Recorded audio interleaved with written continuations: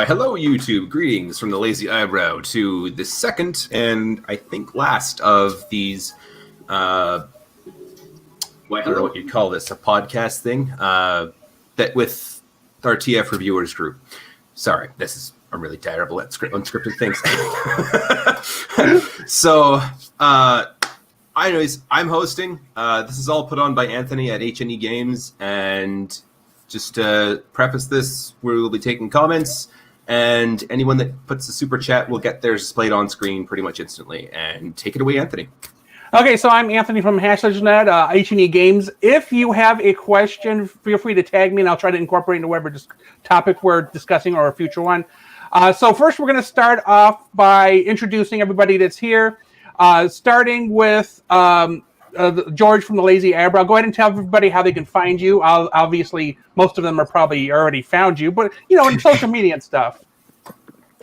So, I'm George from the Lazy Eyebrow. Most of you don't even know my first name, apparently, and that's always seems to be a shock.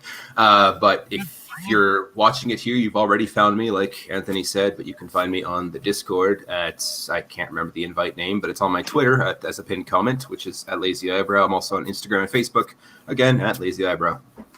Okay, Crimson, are you there? Oh, yeah. Go ahead and introduce yourself and your channel, please. Oh, yeah. Well, I'm CrimsonRaptors. You can find me on YouTube, where I have stop motion animations. I do reviews. I do unboxings. I do some reviews for the latest Siege and upcoming Earthrise review show as well. I also am on Instagram, where I post pictures, but I haven't done anything for this year, so I'm sorry, but those pictures are coming soon. And I also do on Twitter. I use it for literally almost nothing, but I did post about the live stream, kind of, Transformers reviewers group night #2, and that got a lot of steam because I hadn't posted on Twitter in, I don't know, since last year. So that was really cool to see that. And again, that's CrimsonRaptors. That's Crimson like the dark red color. Raptors, RAPTORS. And Anthony, who's the next person? Because I forgot. Enewtabie, or sorry, Danny. Danny's first. Alphabetical order, man. Yeah, and Danni Dolphin. That's Danny with an DANNI Dolphin on YouTube. There you can find reviews, toy hunts, just kind of some discussion videos, stuff like that. Some live streams, hangouts, and then my best other place is Instagram. It's OMG DANNI Dolphin, and they're mostly my toy pickups and some other stuff. So those are the safest places to find me on the internet, I always say. Okay, Enewtabie, go ahead. Hey, I'm Enewtabie. I do Transformers, Star Wars, third party, you name it, Legends. I'm one of the Rejecticons along with Kato's collection, Larkin's Lair and Sardo, Noomspy 82. I have to look this up. I'm on Twitter as CollectsE. I'm on Instagram as Enewtabie_collects. Who thought of this crap? These terrible names. But yeah, that's where you can find me. God, what was I thinking? Okay, Dennis, go ahead. Okay, so if you look up GotBot, you'll find me pretty much everywhere. My Twitter, I don't know. I think that's Dennis Moulton 1. I think. I don't know. I think my Instagram, which I created when I done my first book, I think that's actually Dennis_Moulton_author, which was done when I, done my first book. There's the GotBot Facebook page. I mod admin a bunch of groups. Honestly, if you just look up GotBot, you'll find me. I'm a pretty easy dude to find. And basically for everything else in the description of literally everything I do, you'll find the links for all that. Transformers reviews, stop motions, not the least of which is Universal Collision. Countdowns, the weekly countdown list. Right now we're working on the top 10 Soundwaves. That'll come up Monday. The Thursday night live show, and that's usually where I do my rants, and either you love them or you hate them. Can I just say, Dennis, how casual you're looking tonight? Man. He always is. Yeah, brother, first of all, I'm on the bed. So that's how casual I am. Secondly, now that we're here, George, Adam wanted me to specifically, when I was speaking to you, say thank you again from him.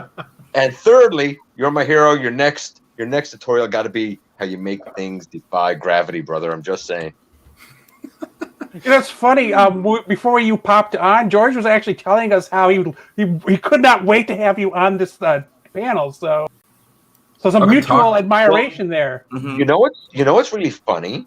I mean, George isn't going to know this. I don't say, or he might. I have followed him since long before he left the West Coast. Mhm. Long before the birth of, I don't remember your second daughter's name, Riley.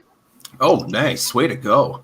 Long before that. So like, I'm one of the old school guys that like followed that whole storyline, the whole way through, all of the ordeals, the whole way through the podcast when you were driving across the end of the channel, the revival of the whole thing, man. My word. This is a treat for me. Now I feel weird. He's a fanboy. No, Okay. We've been stalking you a long time, Lazy. A long time, man. Yeah. Dennis, Okay. I've known about you since Chilliwack in his prime. He was a good friend of mine. Yeah. Chilliwack. Absolutely. That's awesome. Plus, we have another connection, Cardboard Bots. You're a good friend of his, right? Mm-hmm. Yeah, he's a good guy. He is. Okay. Yeah. Moving on. Okay. Input. You're next. Hey everyone, my name's Input. That's N-PUT, toy reviews and stop motions. You guys can find me on Instagram and Twitter under Ernest P. World, just like the guy who saved your childhood, my childhood, a few adulthoods, teenagehoods with a bottle of Miak. And that's Miak, people, not milk. Okay, let's get this straight. You guys can also find me on the Tales from Teletran podcast over on my channel every Saturday night from the hours of 6 p.m. to 8 p.m. Central Time. And that also includes CrimsonRaptors, Danni Dolphin, and Roland Redneck Reviews.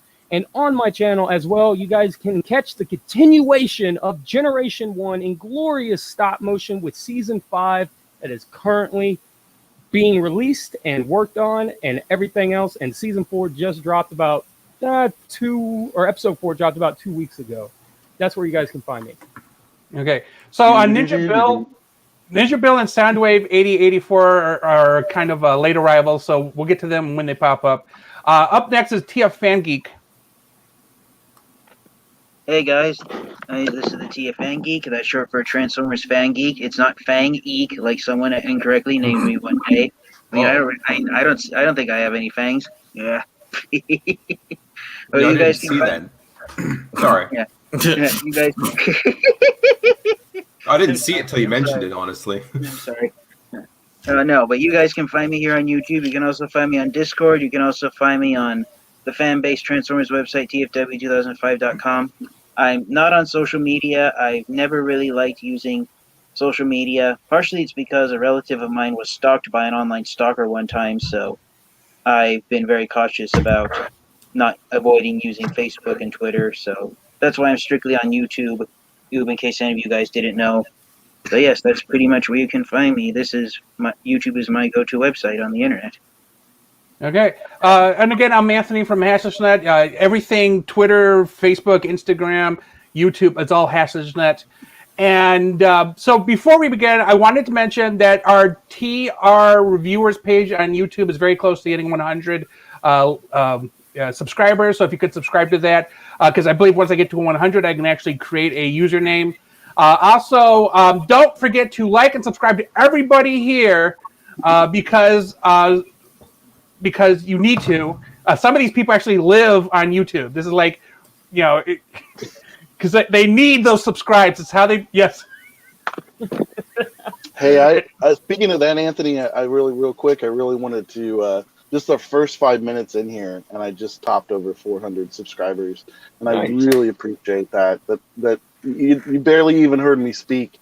And that means a lot to me. So let's do that for everybody too, not just me, not just Lazy, because we're all here because of Lazy, right? Right. Sure. Exactly. Sure, thanks. Making dreams come true. Life finds a way. Okay, so to explain the process today, we target 90 minutes. As of last time, we did go longer. We might go longer today. We'll find out. Once we dwindle the numbers, we may switch to a Q&A format.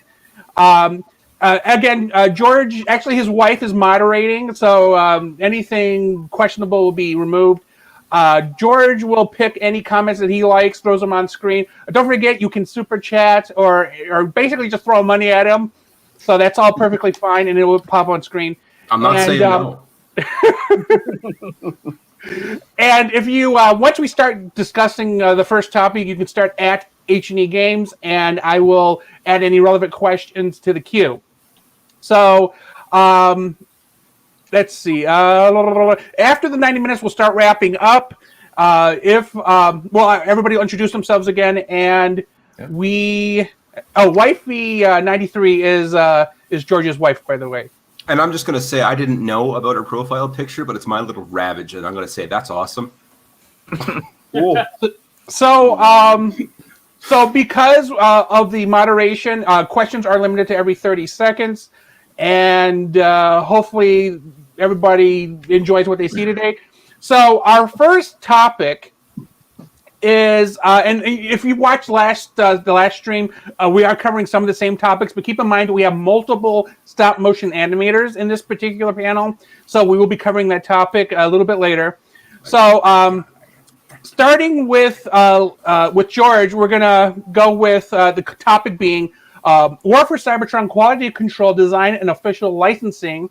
So George, tell us what your opinion is on this specific topic. It's garbage. Next person.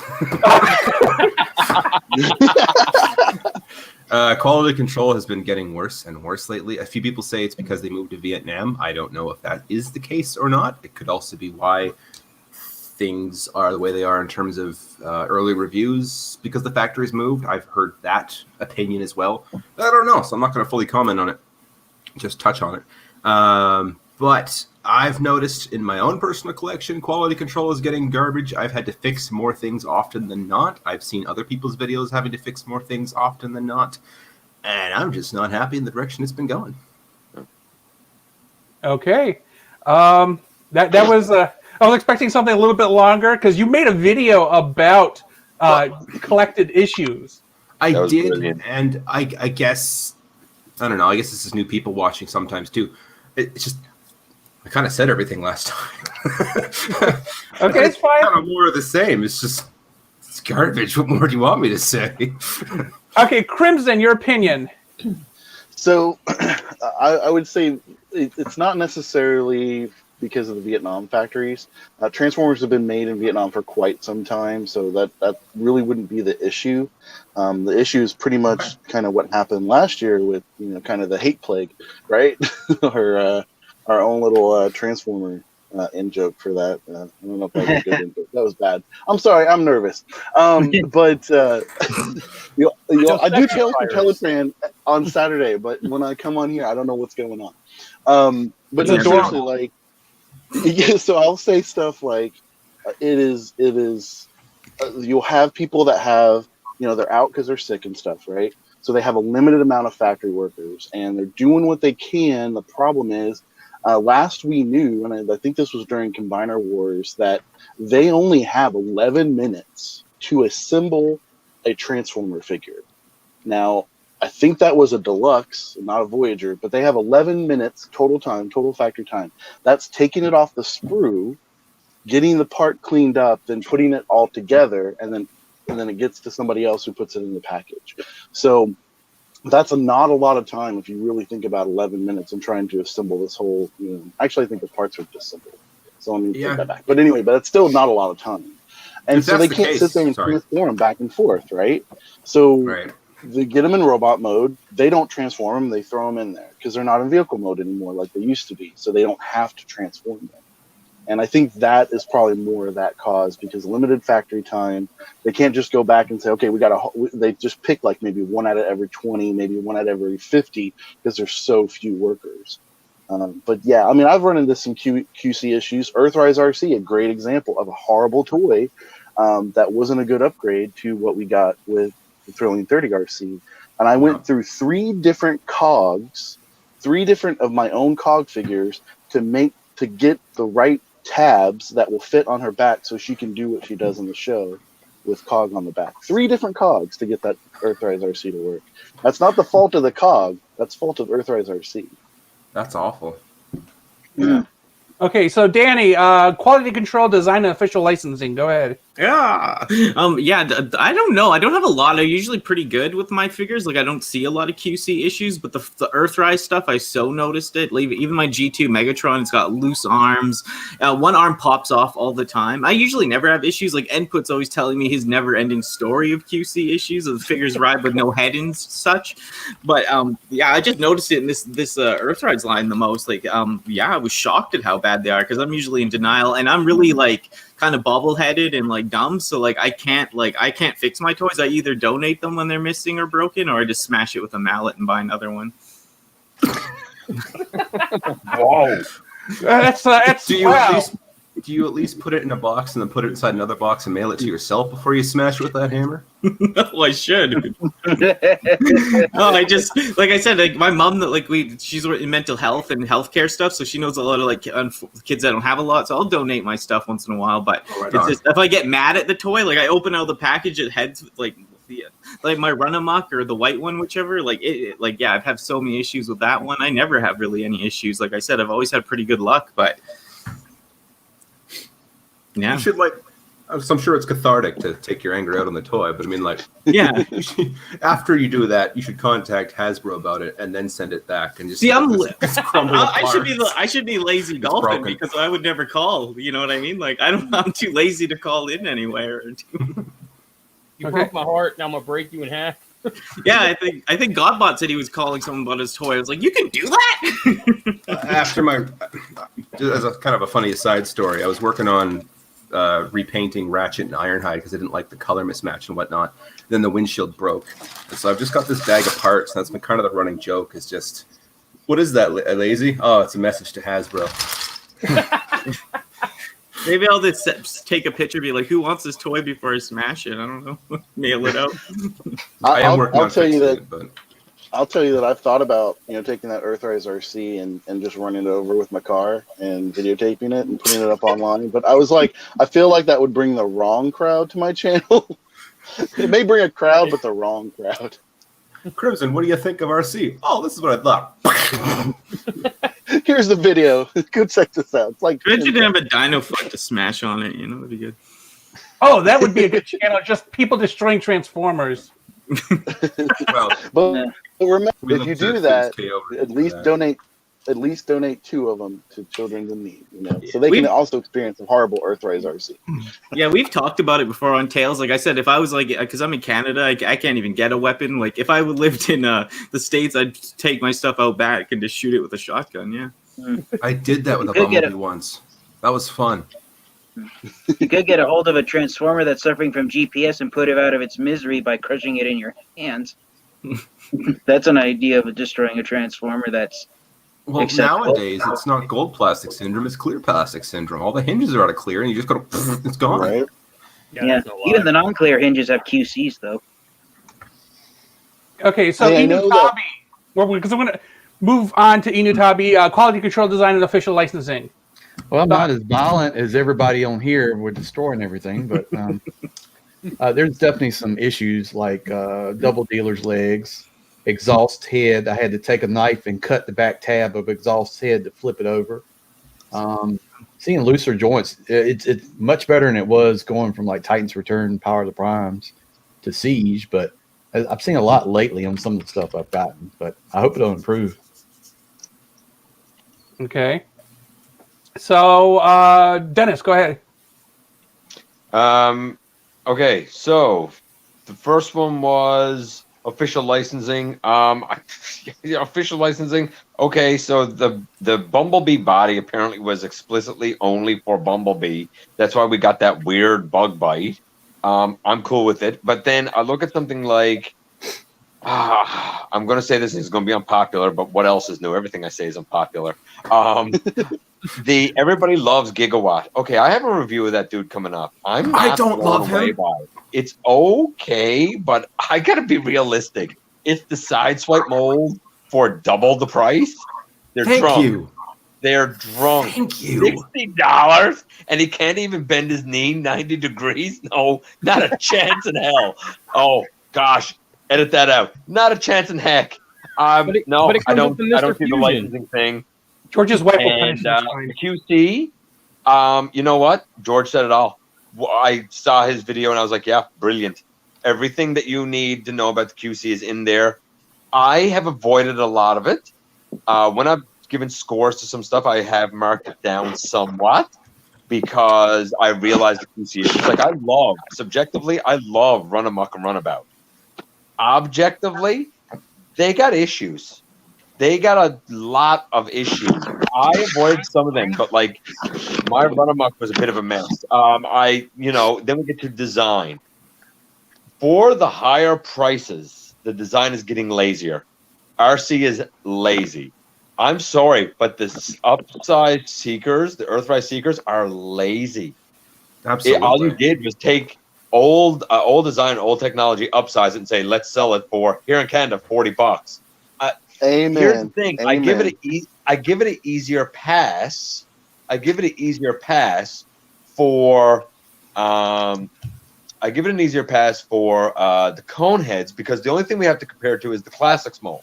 But we have had the FOC seekers come out since the Classics mold. They were better articulated. We have had the Siege seekers come out since the Classic mold.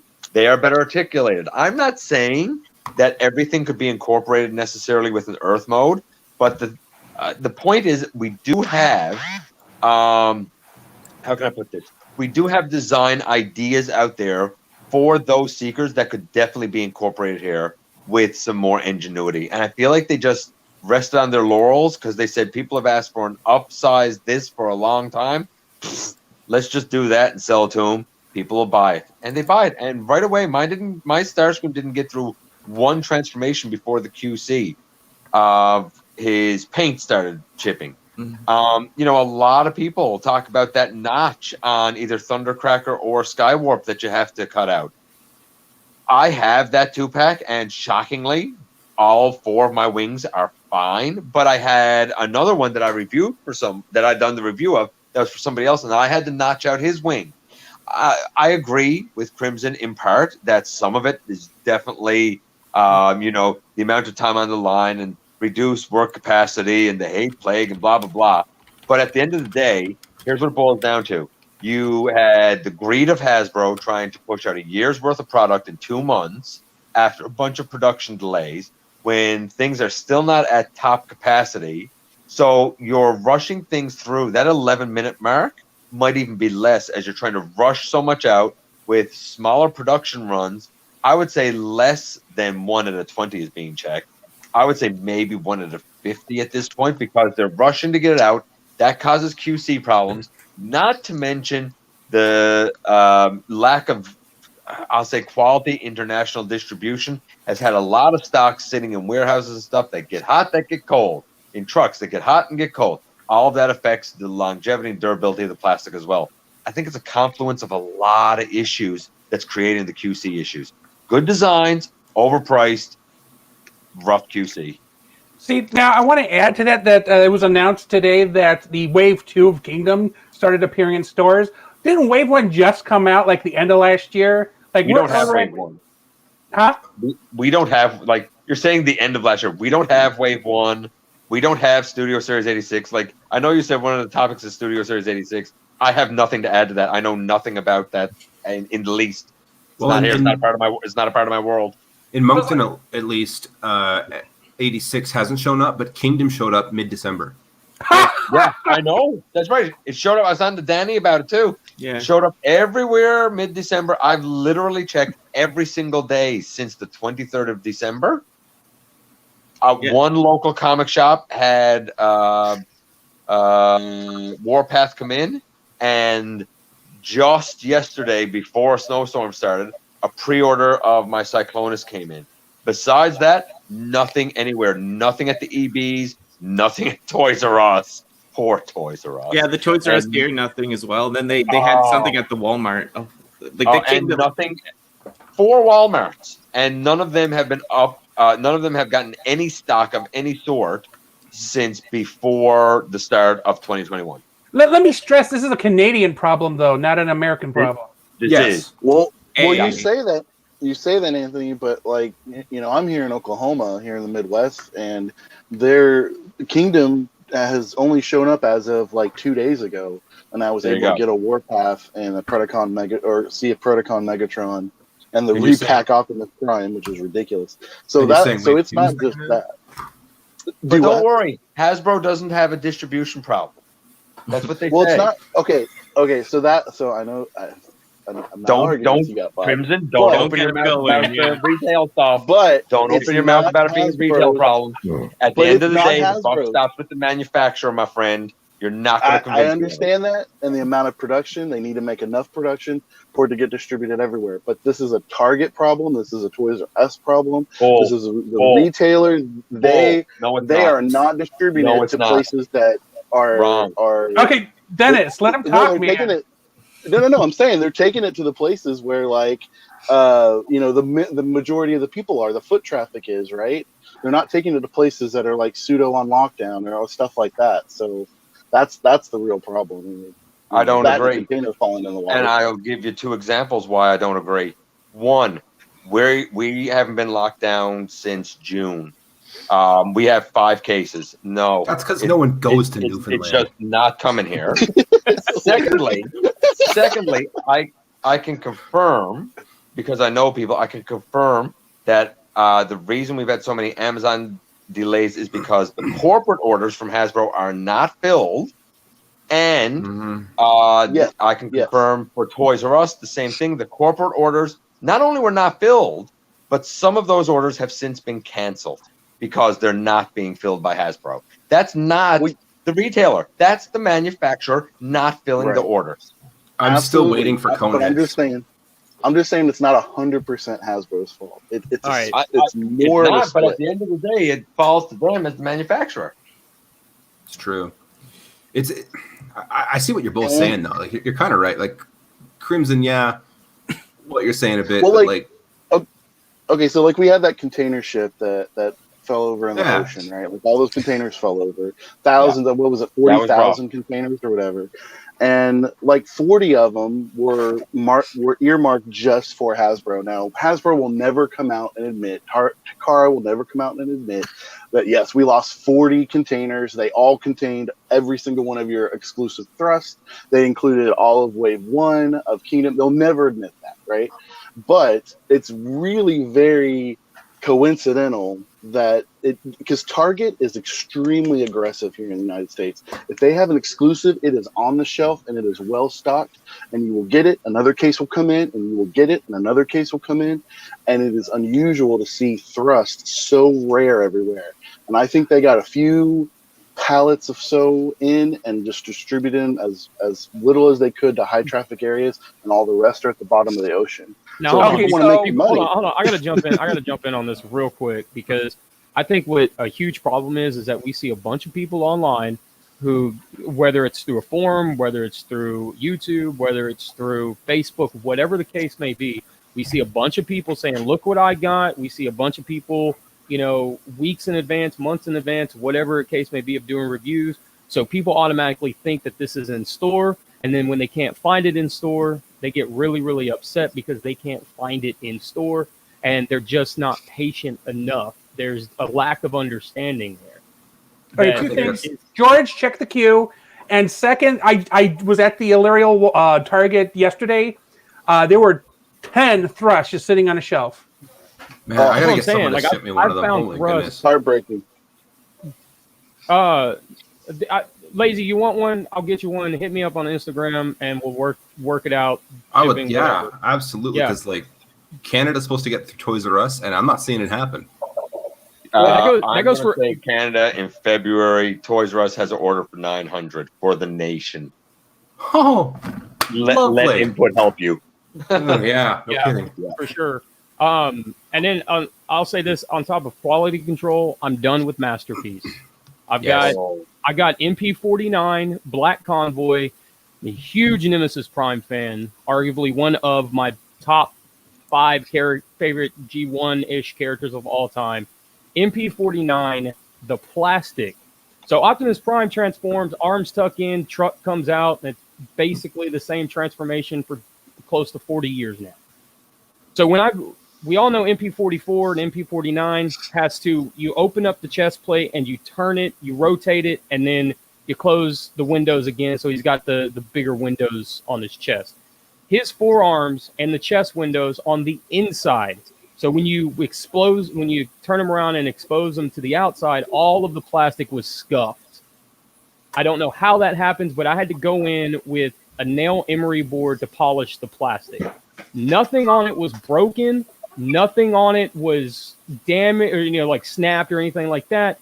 But the fact that I had to go in with an emery board and polish the plastic to get the scratches off the plastic irritates me to no end. I'm very tolerant of QC issues. I understand a pin can be driven in sideways. 2020 sucked. We all know it sucked.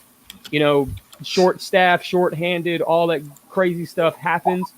I'm very, very tolerant when it comes to QC issues. But there's no excuse if I'm going to spend $250, $300 on a figure for you not to make sure that figure looks the way it's supposed to look before you put it in box. Okay. NinjaBill, are you there? I see you're muted. I don't know if you're... Because if you're not, I'm going to jump over you. Okay, you there?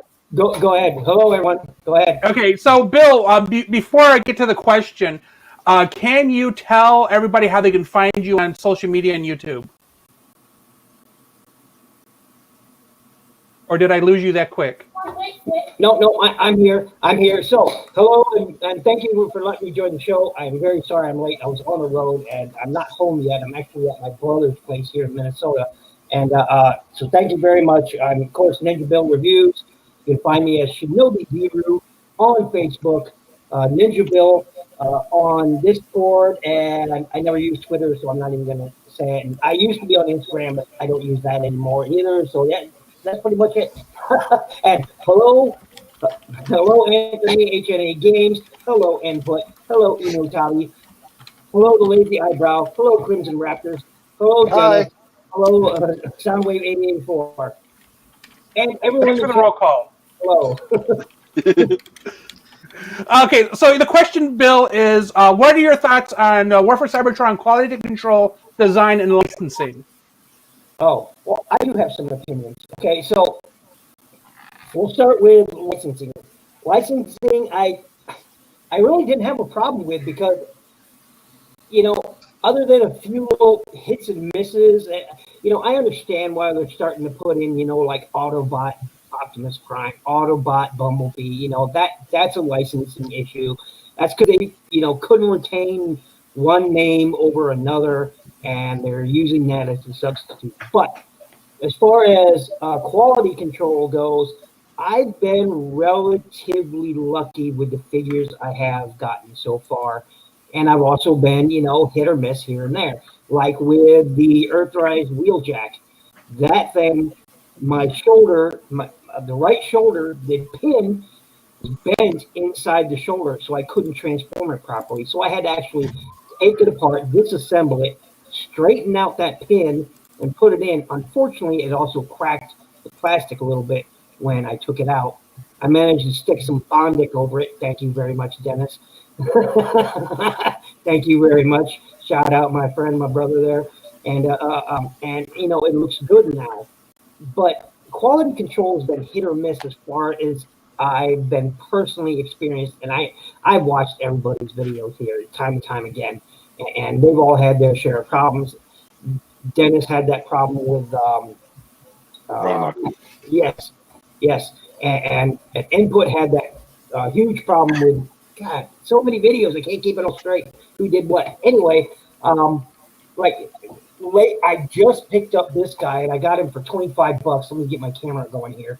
I just found this guy for $25, and he has a few QC issues, but my one problem with this guy is design.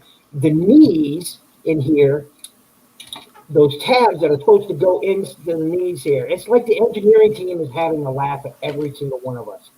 Because that is just so poorly designed, because it's so tough, at least on this copy, my copy, to get those tabs into position, it was like I had to hold this on the table while pushing down just to get those to fit properly so I can tab it in on each side. It was crazy how hard that was. Crazy. Oh, I had the same problem. My legs actually came off. Kind of just to add to that too, not just like what figure is that again? Double Dealer? Yeah. Yeah, okay. So for the Netflix Bumblebee, getting it transformed the first time into vehicle mode, that windshield does not want to go in. You have to heat those tabs up. And when I mentioned that on Twitter, like 20 people mentioned they had the exact same problem. I just put out my Bumblebee. It was supposed to be my first video of this year, but I forgot which order I uploaded it. But I have the same problem. I am really worried that paint is going to chip, because you have to really push that in there to get it in. I mean, on my copy, and apparently yours as well, Lazy Eyebrow.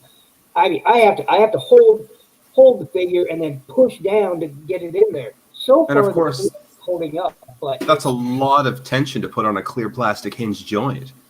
Thank you. Yes, and it worried me. It's like the Netflix Optimus Prime. They chose a clear yellow plastic for those Target Masters, and I've had experiences with clear yellow plastic forever. It's always a bad experience. Ever since the Minicon started using clear plastic on them way back in Armada, it's just like half of there was that one set with the police car and the VTOL.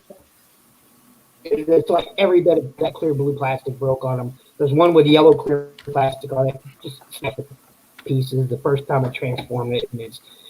And I've always had a problem with clear plastics. And that Bumblebee, the force that you have to apply to get it in there, I am really tempted to take a nail file and sand down those tabs that are on the front of the windshield there, just so it'll go in and out smoother.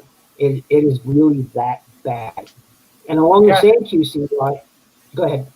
I was going to say I had the same problem, and I'm afraid to apply too much force. So, yeah, it's because you feel like you're compelled to separate them to push the one piece in.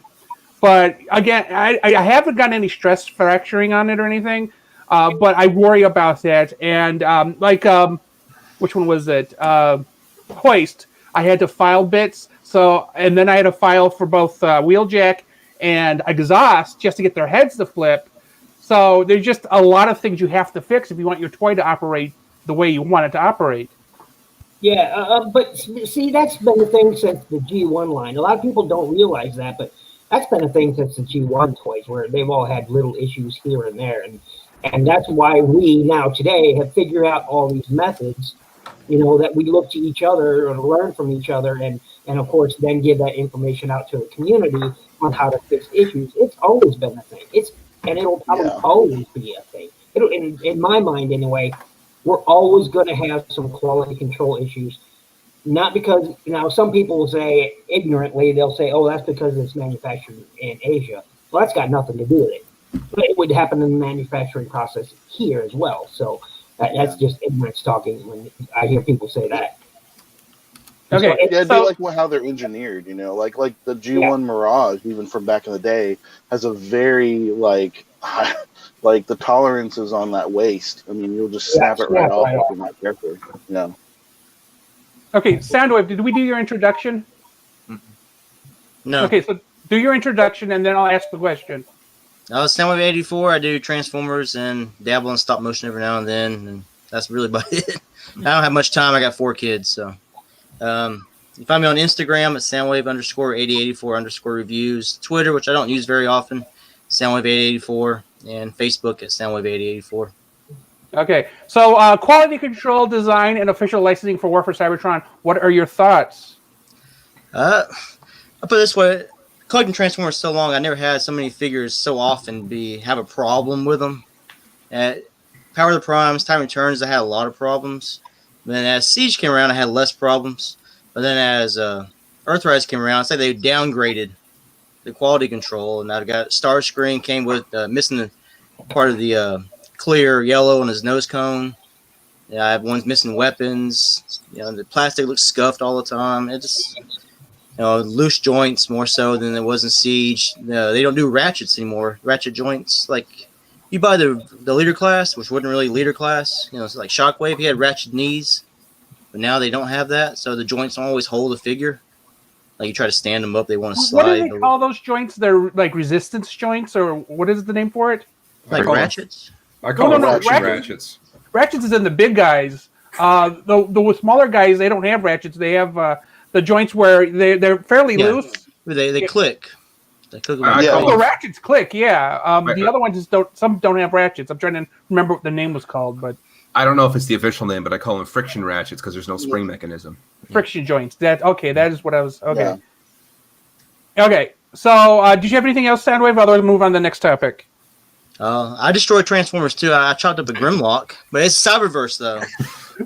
That doesn't really count. But I just pulled him out of the package and I left his leg in there. I've never had a problem. And it just kept falling apart. So I just took an axe to it and put it on my channel. Gangster. So then I put him in a baggie, but I didn't find all his pieces. Just put the firework on the back and salute it as it flies away. Well, I felt so happy afterwards. I felt relieved. Yeah. I just had a big smile on my face. My kids are happy for me. They're watching. Daddy, enjoy it. One thing I gotta mention is I find it surprising how often people complain about breaking something, and I'm just like, or Dennis, the same way as me, is like, how did you break that? They'll mention a toy, and I'm like, how did they break that? It's not necessary to apply. In some cases they'll mention something. Grappled peg. Yes, and grapple peg's a whole different thing, man. That's a whole. You gotta understand that peg and that peg hole creates a vacuum, and that peg gets ripped off. Like it's done. That's me. And it's a hollow peg, no less. Like who designed that? Yeah, exactly. Okay, I get that. I get that, and I agree. I agree with the hollow peg thing. Yeah, I agree. I agree with that. I agree with that completely. But I've seen things like in the Power of the Primes where people have, snapped off like the Grimlock, where they snapped a joint, that chest joint there, and I'm just like, how did you snap that off? What did you set on it? there are some joints though that just like my Siege Optimus, the waist just snapped because again it was hollow. Yeah. Went to transform it one day and it just crumbled in my hands. I get this one was on me because I used rubbing alcohol on clear plastic, but the windshield on my Earthrise ratchets just crumbled. Yeah, Janet in chat too was saying that the Cyclonus. I keep seeing people saying the Cyclonus is breaking lately. No, I still need Cyclonus. Don't ruin the surprise. What? What's the breaking? I don't know. Like part of it, I guess. Maybe the legs. Maybe I would say that Cyclonus is a lot of fun to transform. So. It's reaching its maximum transformation. You get two. But I would say transformation. Right. Is that what you're saying? Maybe, but hey, for Lazy, so when your Siege Prime broke, I was immediately I freaked out. I was like, oh my god, I've got to check my Siege Prime. I got to make sure because I me too. When I got that figure, I transformed it for a month and a half. It's so much fun. I haven't had that much fun with a transformer since the Generation 2 Optimus Prime. I agree. That one was no lie. Yeah. But I looked at that. Yeah, and I looked exactly where yours had broke, where it's at, and there wasn't a stress mark or nothing like that. There wasn't the way. I mean, I could kind of see how it was designed, and I was just I'm not really understanding. And sometimes I wonder too if temperature, it could be. I forget if it's Anthony or GotBot mentioned that, but temperature's got to play a factor in it too, right? Humidity, heat, cold, because GotBot has that the Wolf Flyer, which is Weird Wolf. And he has no problem with his, but pretty much everybody else that lives south of him has broken their Weird Wolf. Yeah. The piece on the back broke on mine. And I still have yet to have a grapple peg snap on me. It's just sometimes and the mine figure's doesn't good either for some reason. Yeah. Okay. So we're going to move on to the next thing. Now, this is more of a poll. And if you don't want to reveal generally where you live, that's fine. But starting with Lazy, how is the assortment and availability of product for War of Cybertron and the Studio Series in your area, which we know is somewhere north where it's probably very cold right now? Well, I've already said Moncton on stream a few times, but Okay. It's in Canada, right? it is in Canada. Yeah, Okay. Moncton, New Brunswick, Canada, East Coast, Atlantic Standard Time. Represent. Okay. Anyways, it depends on what store you go to. Like GotBot was saying earlier, like some stores are getting it, some stores aren't. Toys R Us is still like they got wave 3 and 4 of Earthrise within a week of each other, and it wasn't until the end of December. EB Games was kind of the same story, and then Walmart skipped wave 3 and they skipped wave 2 as well. They had Earthrise wave 1 for the entire year, and then all of a sudden we're into Kingdom. So it's kind of a grab bag of what's what. I don't know. It's weird. Crimson, again, if you're willing to, general location and how the product is there. Yeah, so like I mentioned, I'm in Oklahoma. I'm in the Midwest of the United States, and I will say when Siege hit, I was pretty much on par with just about everybody. I was able to get kind of like the leaders, the Voyagers. I mean, seeing Optimus Prime, Megatron, and Shockwave. Oh, because I love Shockwave so much. It's my favorite Decepticon. And Ultra Magnus. Like, I just could not leave them on the shelf. I had to take them home. But Siege was really good until you got to the Rat-Bat and Rumble or Frenzy that never got here, never showed up. Siege Astro Train never showed up. There were Shockwaves and Galaxy Upgrade Primes lining the shelves in Walmart and Target alike. I never saw them go on clearance, so somebody paid $50 for all of them. But I paid $50 for Shockwave because I love Shockwave. And he came with his little what's that? What did I call that? The Sentinel Dream when he was chasing the female Autobots. So he came with that's what that little thing kind of creates as an homage to that. But Earthrise comes around and you get all the Micromasters and a lot of the Weaponizer, little Battlemaster dudes, and those all show up in about January, February, and then of course we know how the rest of that year went, and it pretty much like dropped to where like I'm months behind everybody else. And with what was it? Earthrise Wave 2 that had like the Quintesson Judge, the Alicon. None of those showed up at any retail location that had like a Walmart or Target or a toy store, nothing like that. The only place that had those is an Aldi grocery store that got pallet after pallet after pallet of smokescreen, of the Alicon, the Earthrise RC, and the Airwave, like just pallets after pallets. They're still there. They're still lining the grocery stores. It's crazy. I'll say for the Walgreens exclusives, Ratchet was pretty plentiful here during Siege, and Blue Streak was kind of the same way, and then it seemed like they got one whole stock of Blue Streak and then they disappeared. And so those are all kind of going around the Walgreens. Okay, so Danny, how was the product in your area?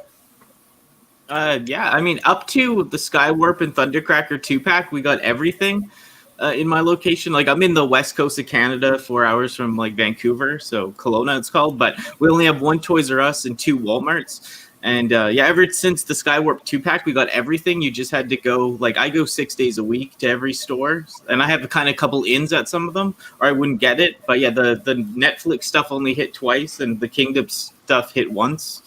But, yeah, just because I go every day, I got it. But, and the Toys R Us has not got any new waves here or anything. It's, like, stopped. It's, like, they're waiting to, I don't know, but the Walmarts, at least we have the Walmarts here. Okay, Enewtabie product.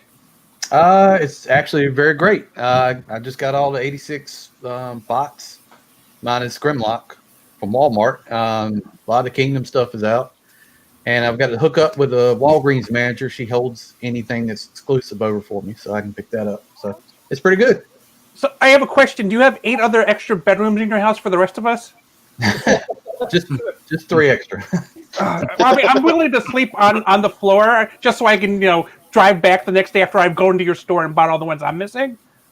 It's crazy too, because I saw like the G.I. Joe retro stuff. There was like 40 of the All Strikers sitting on the shelf. Yeah, I've never seen that much, but they did a reset at the local Walmart and they're changing all the shelving, all the racking, and it was tons of stuff out there. Wow. Yeah. That's awesome. God, you said when you guys post stuff to the Discord, when I say I'm jealous, I'm actually jealous because you guys get like some of the best stuff, and I don't see any of it. But moving on to How do you think us Canadians feel? I'm talking about Americans, sir. Except for Danny, who just said she gets everything. Well, I mean, yeah, I do have a lot of people. Like, I live in a town of 100,000 people, so I'm in with all the stores. Like, but like, they can only do so much, right? But it's crazy. Like, we got no Scorponok, we got no Twin, like the Thundercracker Skyward. I've never seen us never get stuff here, so it's insane. Okay, Hey, so Dennis. If you're looking for Scorponok, BBTS has a listing for it for June, and I think I they put that go in to Canada. Put it. Yeah, I got it. Triple R said it, so yeah, I pre-ordered it. Yeah, I think I wanted to find it in hose you on person, your though. taxes, but- Yeah, I just wanted to find it in person, but Okay, True, Dennis, true. where are you, and what about product availability? I'm a little bit more east than George is. I'm in Newfoundland, and we have our own time zone because we're weirdos. In 2 words, distribution or availability, I should say here, hot garbage. It has been since the beginning of 2020. We got wave 1 of Earthrise. First of all, we got everything from Siege. I'll give credit where credit is due. We did get everything from Siege, and to my shock and amazement, except for Nova Star, we got everything from Power of the Primes. But Earthrise was a disaster. We got Wave 1, and then that was here the whole year. Wave 2 and 3, again, they showed up about a week apart, and that was in December only once. They did both come to Walmart here. Wave 2 was fairly plentiful. They got a display in, very similar to the grocery store one in the US. Got a display in at Toys R Us here. It was the weirdest thing. I'm jealous you got Toys R Us still. Ugh. Well, Right? don't get excited about Toys R Us here. Yeah, that's Like, what I mean. I can go to Like, Toys R Us now and get a Siege Thundercracker and Siege Astro Train and Ultra Magnus. are you serious though? Because if you still have Siege Thundercrackers there, can you hook me up with one? I can go and have a look tomorrow. Yeah, if it's still there, and it's yours. I'll have a look. But I if we're don't think doing we that, but we did. so if we're doing that, I still need a Cyclonus. That's nice. except CMD we stores got it. Also, a number of Studio 86 figures. I have Scourge and Hot Rod, but I need the other 4. But anyway, continue on, Dennis. I'm just shopping. That's cute. Let's That's cute. do it, saying Anthony. all You gotta that. go sit back in the So corner. they showed up a week apart. But we and we did get the Thundercracker Skywarp 2-pack. I hooked up a couple of people that live like 8 hours away and was like, dude, I can hook you up. We were going to pick up our dog, and then one of them I was like, dude, I can hook you up if you want. And another guy who lives in Central, about 4 hours away, he was like, if you don't do this and help me, then I can't get it. And he's right. Because for whatever reason, people tried to order it from online, and like that didn't work. So they sold out a long time ago. There's still a couple of the clone packs there. Nothing Kingdom. Kingdom is not a part of the world that I live in.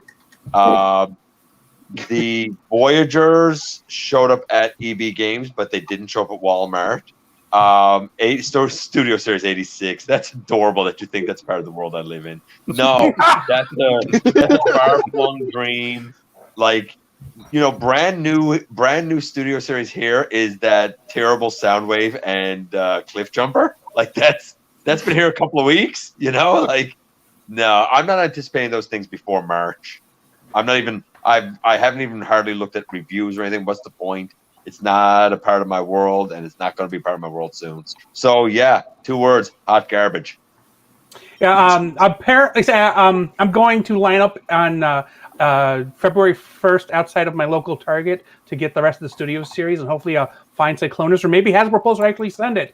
But going on to the next person is list here. The thing shifted, so now I'm like, it's input. I'm sorry. Well, I live down in South Texas, and where I live, I've got, I don't know, I lose count of how many Targets and Walmarts and everything else that I have. I've got about 40 Targets in the city, 50 Walmarts, thousands upon thousands of Walgreens. It gets obscene here.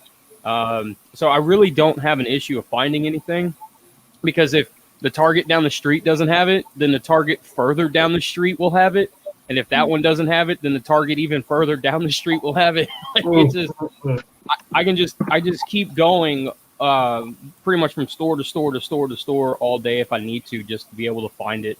And that's why I give offers to everybody, GotBot and Danny and anybody else who needs it, who needs the aid and stuff. Like, I found 3 Kingdom Megatrons, bought all 3 of them, and had friends buy them all from me because I've got one on pre-order from BBTS. They couldn't find them. They had the hardest time even thinking that it was a thing. And I just, what's weird about that though, Input? I was talking yesterday when I picked up the Cyclonus pre-order. I said, "Hey, what about my Kingdom Megatron? Because I got him on pre-order too." And apparently, according to what he told me, he said, "Well, the street date for those isn't here yet. So even if I had it in the store, I can't sell it to you yet." I don't know. That's so weird. Like, is there a street date for that? Like, yeah, there is. There is from EB. Yeah. I think there is, but I think what happened, dude, is like, since my city for Christmas is first of all, my city's huge, right? 4th largest one in America. So when Christmas hits, everything's swamped. I mean, everything's picked over, everything's clean. So I think what happens is managers are like, we've got pallets and pallets of Kingdom back there. Screw it, just throw it out on the shelves. We need something out there. Screw the street date. We need something. They can break street date and they can pay for it, but a small place like EB or something, they have to stick to that because they're already going under. Fair, yeah, right? Yeah. I mean, just 2 months ago we had 5 EB here, and right now we have 3 in 2 months. It's a dying breed. Well, good luck. Well, here's what doesn't make sense about street dates is that I could understand that, like, say, like Godzilla versus King Kong. You don't want to spoil the enemy monster or something like that, or a Black Widow movie or something. Some Marvel thing. They don't want to spoil like the characters are in it. With Kingdom, it's like, why is there a street date? Like, the show's going to be out on May 30th. We're already getting the toys. You showed us them on Hasbro Pulse and everywhere else we can pre-order it. So just put them in the store. Sell them. Did you say the show is coming out May 30th? I haven't heard that. Yes, the third series, yeah. Yep. So they have 5 months to make. Okay, you know what? That's not that bad of a deal. Well, Sean Hawkins said they already did the voice part, so I don't know what else is going on. Yeah, it'll usually be pretty quick turnaround, but they'll also do the thing where, so we'll get these toys, we buy them, right, and then they'll Netflix series them at Walmart, and they'll get the true colors that are in the show, and that's how they'll get us placed. That's why I'm getting the second. We never got wave 1 of that here either. I forgot about that in the question. We never got wave 1 of the Netflix stuff here either, and we only got the wave 2 once. Okay. NinjaBill, where are you at and what's the product like? Well, I'm in Iowa, central Iowa. And let me first start off by saying that availability is one of those things where a lot of it is regionally based, and more so it is the population center that helps with availability. Where I live, it's fields and nothing but corn and soybeans, okay? And I have to go anywhere from 75 to 120 miles to a major population center. So different things, because I live in a farming community, is Transformers aren't the biggest sellers. So, and most Walmarts will only stock what is, that sells well. That's a given. So for me, like, the entire Combiner Wars line never happened. Never happened in my area. Never saw one. I take that back. A Power Glide, and that was it. It showed up once. After that, it hit or miss. Mostly I'll get a first or second wave of something and then never see anything else. For example, Siege. Wave 1 and 2, saw them all. Got them all. 3 and 4, never happened. To this day, I've never seen any wave 3 or 4 of Siege. Earthrise, we got in the first wave here and there. If I drive around, I have to drive 50 to 70 miles around my area just to look those up. The second wave of Earthrise, didn't happen for me. I had to rely on my brother who lives out of state and one in another city, a major city, just to get those. Wave 3 and 4, I've never even seen them. But surprisingly, Cyberverse, plentiful. Get those everywhere. That's why I feature a lot on my channel. And I like those toys. I do. I like them. I like all Transformers toys. That's just me. A lot of people don't. I do. Netflix, however, is also up there because we've gotten them all. Every single one of them without fail. But I've only picked up a certain few that I actually wanted. I thought would fit in well with the other mainline toys such as Siege and Earthrise, because they do. Like that Optimus Prime. I've never seen an Earthrise Optimus Prime. Thank you very much, Optimus Wilbur. He's sending me one. Big shout out to him. So he's sending me one, but I saw the Netflix one, and it has more G2 looking, and that's fine for me.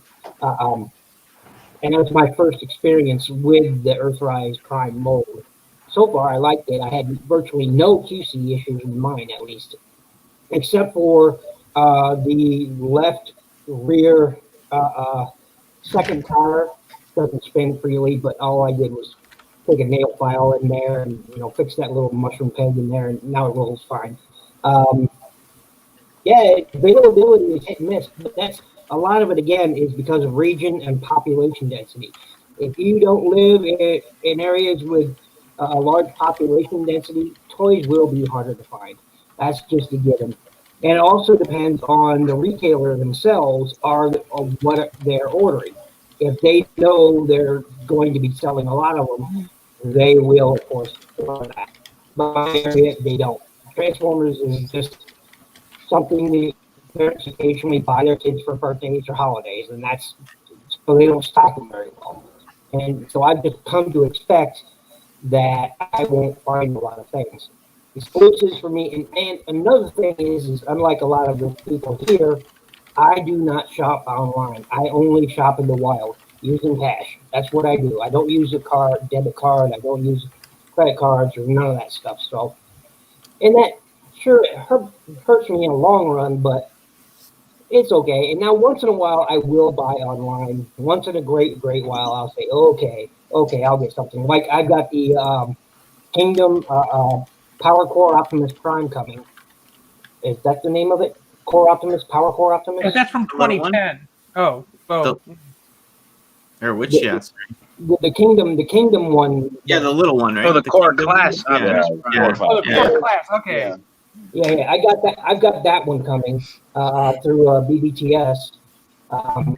They owe me some credit because I canceled my RC from them because I got tired. I was waiting.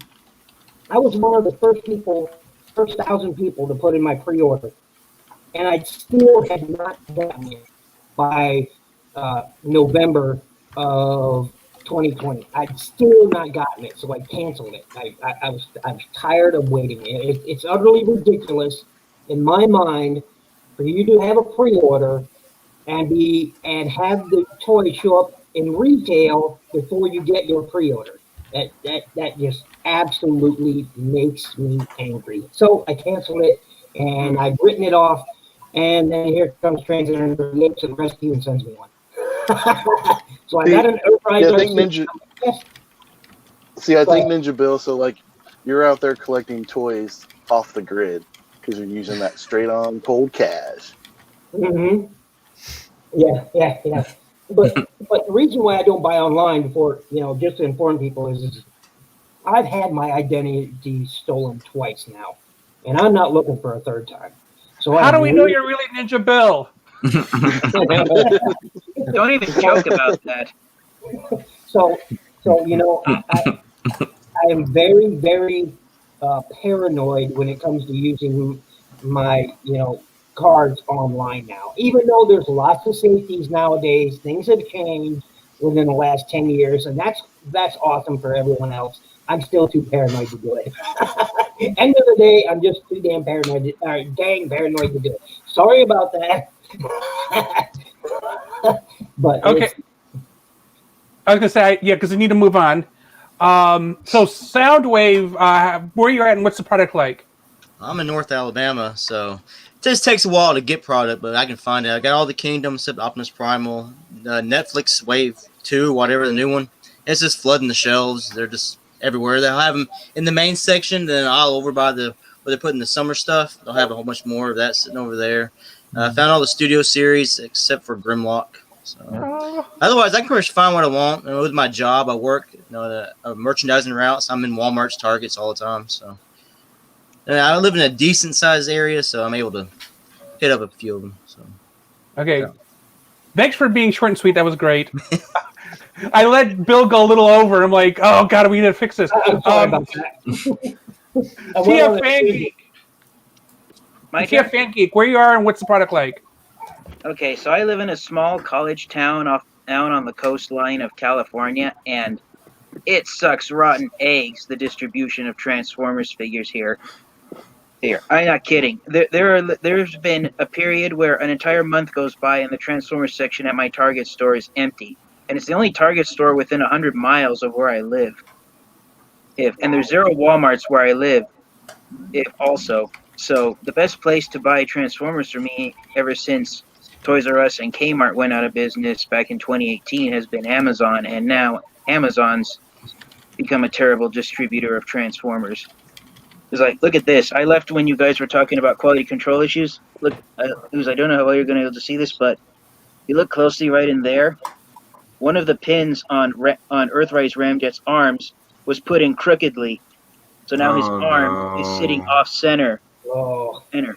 Look at that. That's how it's sitting because that metal pin is. We haven't even got those. Yeah. So my only option would be to buy a replacement ramjet because if I tried to pull the pin out, the top of the pin is right there on the top of his chest, so I'd have to drill a hole to get to the pin.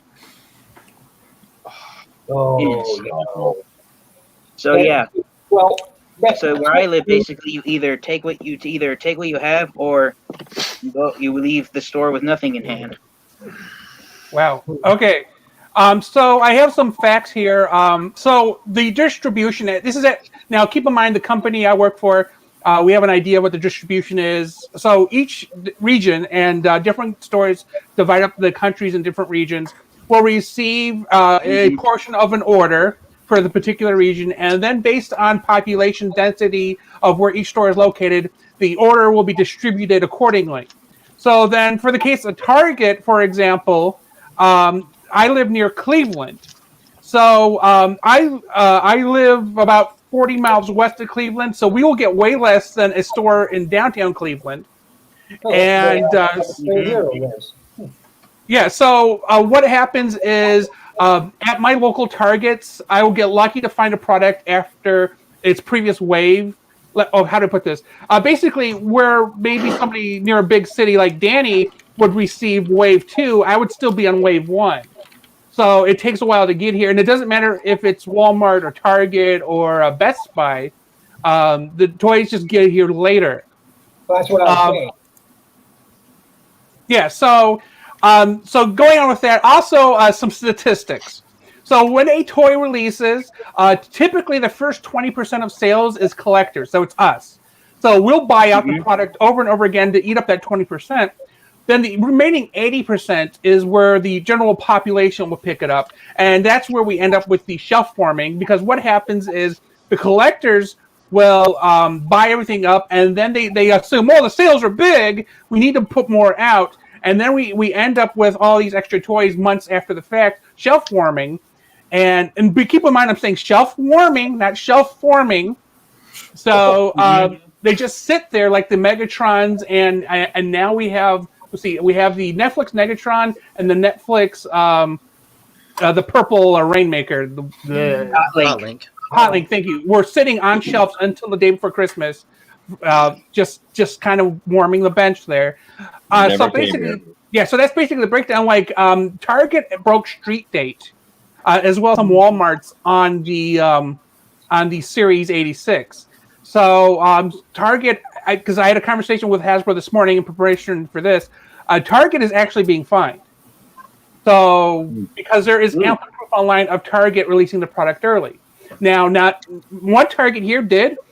2 other Targets did not. So that's why I'm going to be standing outside of one Target that has all the product I need on the 1st of February so I can get it. Because they won't sell it to me early because they're good people, unlike the people who sell the other stuff to the collectors, whatever. So I have one question from 2 people. So Gabriel RBX and Motion Blaster 705 asks, what would you like to see from Generations after Kingdom is finished? So we're going to make this a short answer. So starting with George, what would you like to see next? And again, short answer. I want to see my question answered first. My question about your percentages of your 20% collectors and whatnot. What percentage of that is scalpers? See, that's a good point because my targets, a couple of them, I'll go in and say, hey, can I get blah?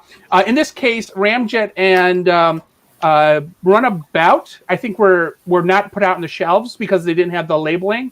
And so they had to go get it in the back room. Well, both times I asked for them, they both said, did you want all of them? That's how I knew I had a scalper in the area, because somebody was going in and buying all the inventory. Someone call for an exterminator. So, like, I'll go to Walmart. The Walmart, the city kind of like midpoint between here and Cleveland. That store is always gone with generation product. There is no generation products whatsoever and very little studio. And I think the scalper hits both of the stores. So my question, the product is just gone. Like, literally, the day it goes out, it is gone. So of those 20%, is it really like 15% scalper and 5% collector, or like what?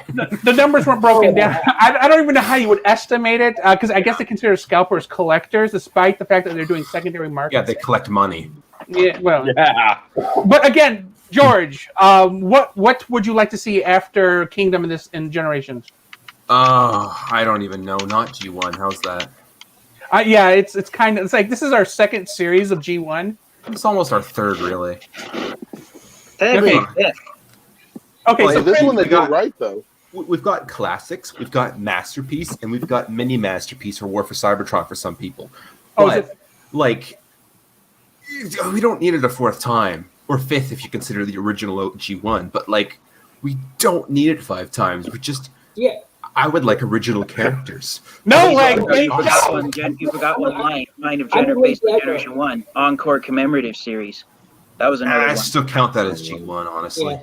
See, I'm with the Lazy Eyebrow here. Is we've gotten some like in the Siege line. We got a few little, recolors of Cybertron figures. How about doing more of those after Kingdom? Or how about reimaginings of the Armada? Or animated. Or animated, yeah. RID. RID, yes, thank you, input. That would be good too, because I would love to have another good, hopefully good, leader class or commander class Superfire convoy. Or even better, a rail racer. My gosh, do I want a new rail racer set. Ideally, though, like honestly, what I really want after War for Cybertron is done is like a victory lap of all the exclusives. Yeah. Yeah. Okay, so Crimson, the question's up to you. What would you like to see next? Well, I'm still under the impression, as much as I love Beast Wars I think came a year too early, and I think we needed some more kind of blending of characters like like the Galaxy Upgrade Prime, the Barricade, kind of getting Impactor, like, getting these characters that either have never had toys officially before, that wasn't exclusive, wasn't a convention exclusive, or ones that, like third party has made figures of, like for IDW, things like that. It would be great to kind of get those characters, in an actual official mainline at a mainline price. And that's really what I wanted to see in like this last year, not Kingdom. I'm sure it's going to be great. I mean, right now the Black Arachne figure I have is amazing. The Warpath figure leaves something to be desired, because I do like that original Generations one that was like the H-Tank, and that actually fits. That's actually Siege compatible with those 5mm ports. But I really want. I don't want them to go Beast Machines. I don't want them to go Trans Tech. I don't want them to go Trans Metal. I don't want to see any of that. And I think maybe kind of in the direction of maybe like an Armada blended with all the Unicron trilogy with other characters from G1 that we haven't gotten yet. Maybe some stuff with, I know Triple R, Roland Redneck Reviews, joins us on Tales from Teletran, he's mentioned Pretenders. When they could do that with the RED line, the Robot Enhanced Designs, they could kind of figure out something like that. They have all these Micromasters, right? They've made a ton of them. They could make kind of a playset situation. I just don't want Transformers to go away, because this trilogy, this War for Cybertron trilogy, despite everything that's happened with other franchises and stuff, I never ever as much as I love Transformers, I've never thought in my wildest dreams you would walk down the toy shelf, you'd see He-Man, you'd see what was it, G.I. Joe, you'd start seeing Thundercats, and you see Transformers, and Transformers takes up more shelf space than Star Wars does. There are more Transformers available than Star Wars figures right now. That's crazy. Okay, so Danny, what would you like to see next? I want to see more G1. Yeah. Cut Danny off. That's it. Done. Okay. I do want to see Victory and a Master Force G1 stuff, and then Okay, you saved yourself. Yes. Okay. Yeah, and more regular G1, of course. I need that Star Saber now. Yeah, and Deathsaurus And Deathsaurus. Commander class Star Saber would rock. Okay, so Enewtabie, what would you like to see next? Yeah, I'm right there with Danny. Master Force, Pretenders, give me Overlord, all that. Okay, Dennis. I like the Master Force and Pretender stuff. However, I'm going to say Turbo Masters, Predators, Omnibots, Throttlebots, probably some more Beast Wars. Yeah, that's it. Okay, NinjaBill.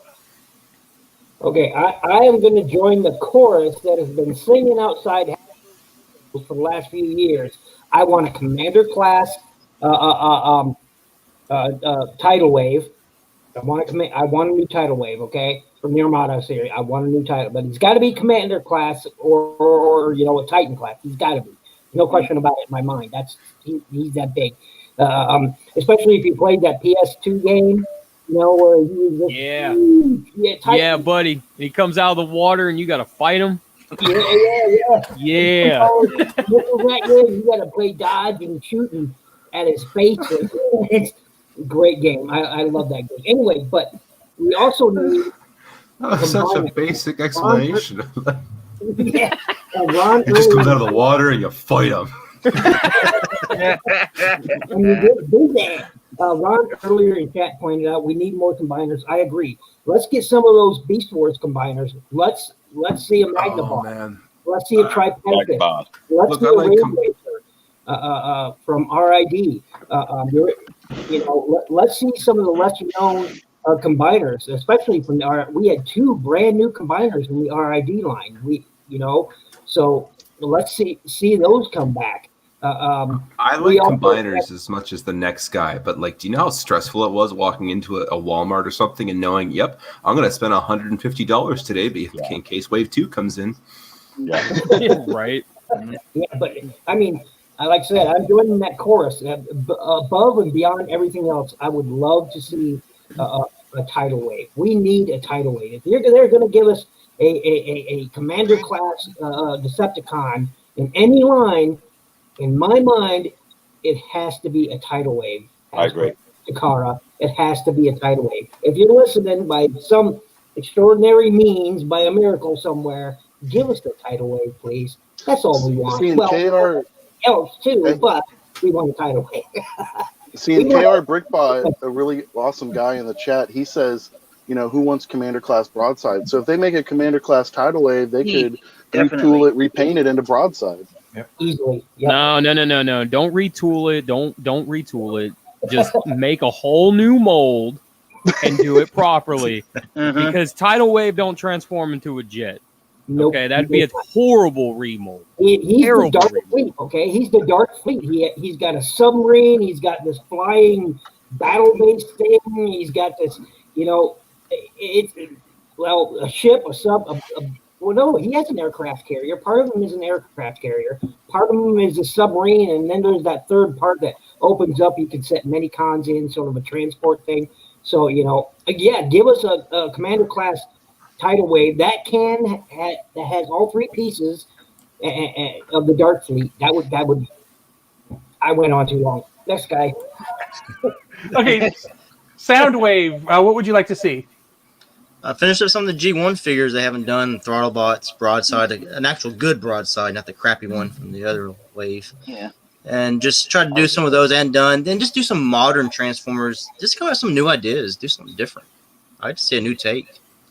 TFFanGeek, thoughts?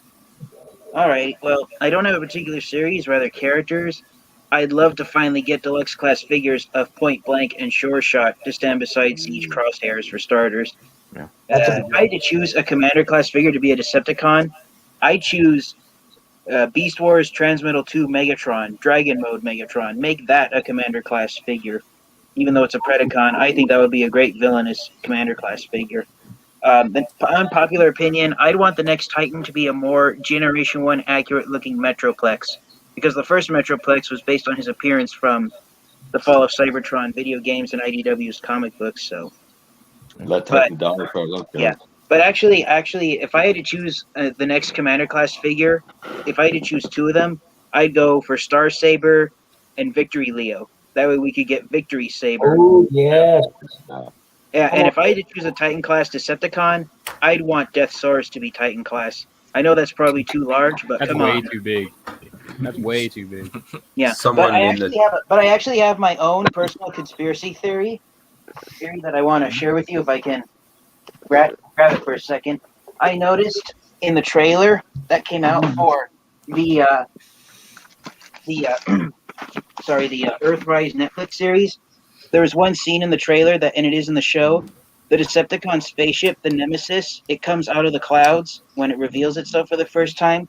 And I noticed here on the bottom of Earthrise Scorponok's box, this image on the bottom of Scorponok's box looks like one of the tail fins of the Nemesis. So I think Hasbro might make the next Titan class Decepticon the Nemesis, like they're doing the Ark with Kingdom. What do you think of that theory of mine?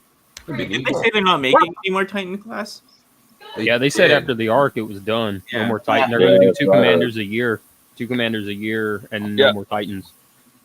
But like, I don't see what else makes much sense. Honestly, I think they're pushing it to do. I think they pushed it to do Devastator. I think they pushed it to do Predaking, and I think they're pushing it to do the Ark.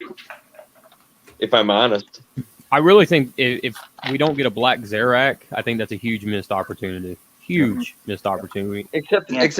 Except like Grand Max, neither Grand Max nor Black Zarak are actually supposed to be Titan size. Like they're both smaller guys. So I get what you're saying, but I feel like that it's a bit more niche. Like they kind of struggled to get Grand Max made, didn't they? Like they didn't reach the stretch goal with them.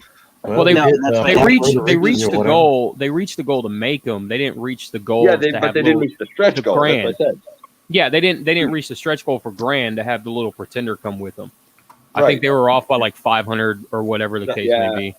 And so I agree. Maybe they're like, it didn't work once. I don't know about Black. Although that being said, they got Black Rorichi, so I kind of think that Takara might do a Black Zarak.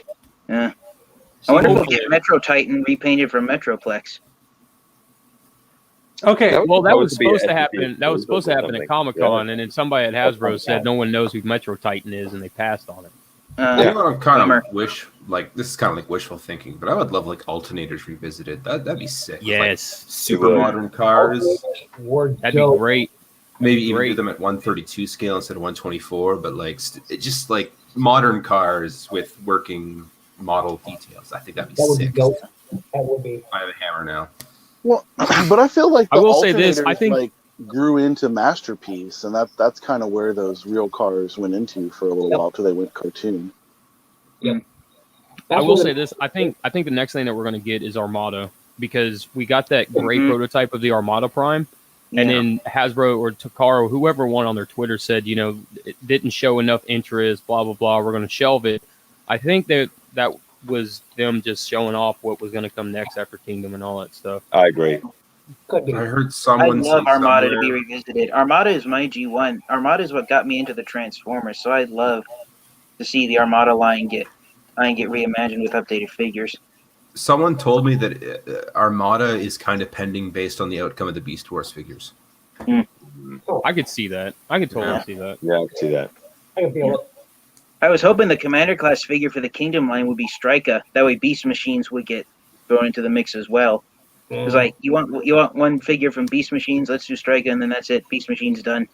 I just got one Obsidian. If you get an Obsidian, See, that's you have to have an Obsidian. Or if you get an Obsidian, you have to have a Striker. They're a pair. You can't have one without the other, in my mind. Yeah, see, that's the kind of character. Those are the characters I was talking about. Like, put in Striker, put in Obsidian, give them the War for Cybertron. And, as much as Beast Machines is lamented, they did say, hey, they fought on the Autobot side, right? So that would be kind of a way to integrate them into this kind of universe. Yeah. I was hoping we get Striker in the Cyberverse line since she appeared in the series. Yeah. Okay, so we'll move on because press for time. Simple yes or no answer. Samantha, you know what? Lazy, say the name for me again. It's I gotta find it so I can see it. Smithner. Chattery asks, what would you think if G1 was dropped for 5 years? Simple yes or no. Would you like to see that happen? George, yes or no? Yes, you would be okay with it. No, you want them to keep remaking G1 infinitum.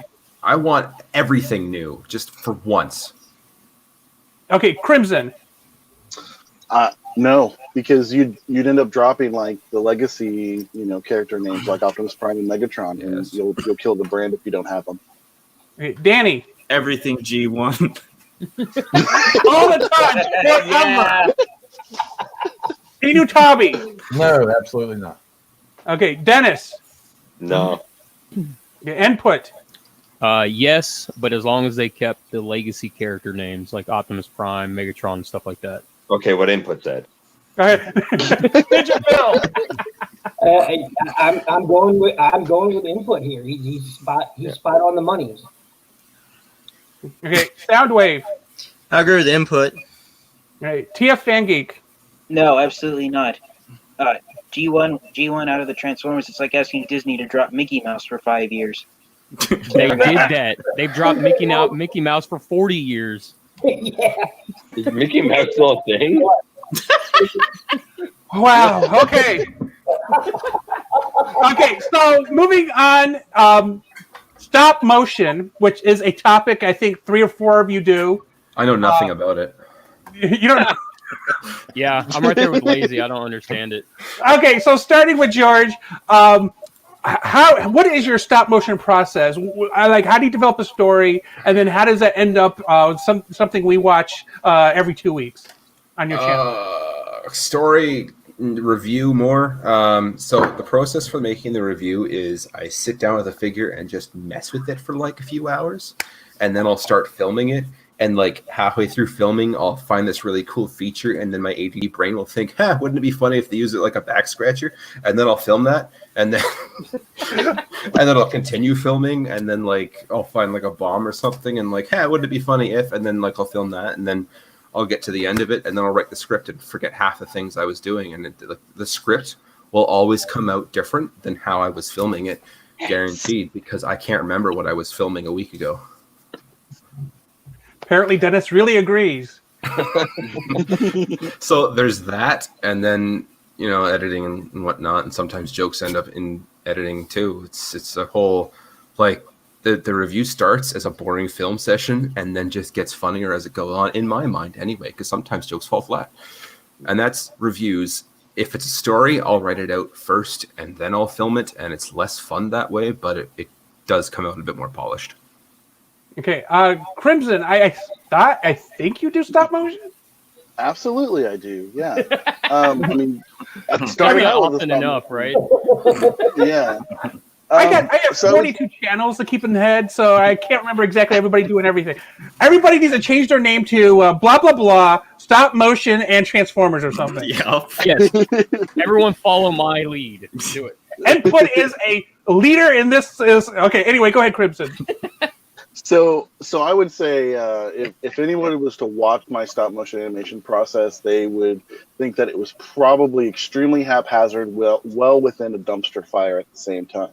Because for one thing, I I have my memory is crap, so I'll kind of plan stuff out and everything. But then when I'm in the middle of animating it, I might forget what I had written or what I had thought of before, so I have to write it down, or I'll come with a completely different idea because I don't like the idea I had before. So things like that change back and forth, and you don't really realize that till once you're actually animating. But I try to come up with kind of a base story. Usually songs are very inspirational, and those will kind of like, okay, I can think of this music and that music. I'm going to place it here when this battle's going on or when this talking's going on, and that kind of starts to build the scenes for me. There are things like the dinosaur animations I do. They don't have music. They have ambient sounds, waterfalls in the background, stuff like that. Those things I'll kind of do a little bit different where, okay, I know what I want a dinosaur to do. I know what I want it to eat. But I want to see how does it move? How does it look on, from the angle that I'm at? And I'll do different things where I'll take like maybe 3 different raptor figures, but on screen they're meant to represent one. So you could have 3 different sized versions of them, but they're all representing one because of the way that you're telling that story. With Mobile Suit Gundam, that stuff is more, that was straight on the fly because I know what I want to make, but I don't have the technology, like on a very small budget kind of situation because my computer is so bad. I mean, I got Windows XP. That's how old my computer is, right? And I'm not kidding. I'm not exaggerating. Man, you live that dinosaur life. Yeah, he does. Oh, for sure. For sure. 65 million years and going strong. But no, seriously, like so I am now outpacing my technology for sure. And once that's on, then maybe more effects, more, different kind of editing can occur. But right now it's focusing on that story. That's what's important to me and what kind of story you want to tell within those 2-3 minutes or whatnot. The Transformer animation I did really quick, that was for a contest by a fellow stop motion animator, Swagwave _SM.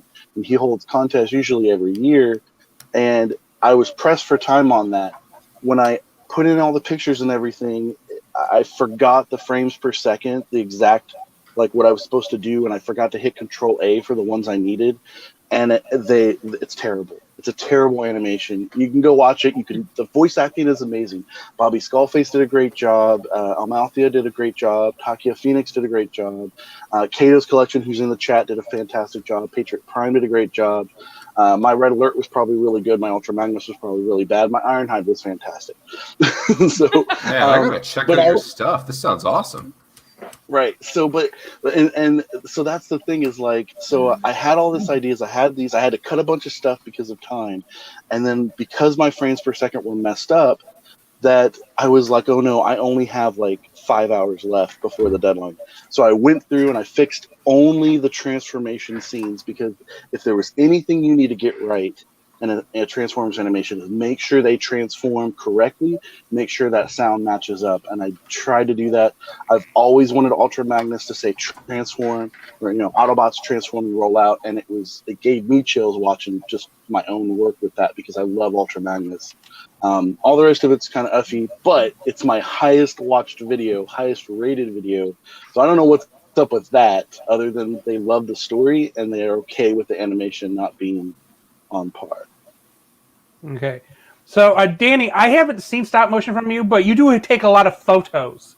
Yeah, no, I do the inserts, and I actually just use the camera, so it's not like a real photo, but then I just use the still from it. But yeah, the only thing I could say about stop motion, I have more of appreciation for it. Joining the Tales of Teletran podcast, from learning from input and seeing Crimson stuff, and yeah, seeing the time and effort it takes, it's really impressive and cool. I don't know, I'm too shaky and stuff. I couldn't do that. And then yeah, seeing Ultra Marcus, if you ever seen his stuff, like the G1 stop motion he does, that's impressive. Lazy Eyebrow stuff I've seen, like that, the reviews, like, man, that's impressive. Yeah, thanks. So Enewtabie, you're part of the Rejecticons. Do any of you do stop motion? I know like Kato is really talented art wise, but I don't remember seeing anybody really do anything stop motion-y. I don't think we have the patience for it. Well, we appreciate it, right? But that's a huge thing.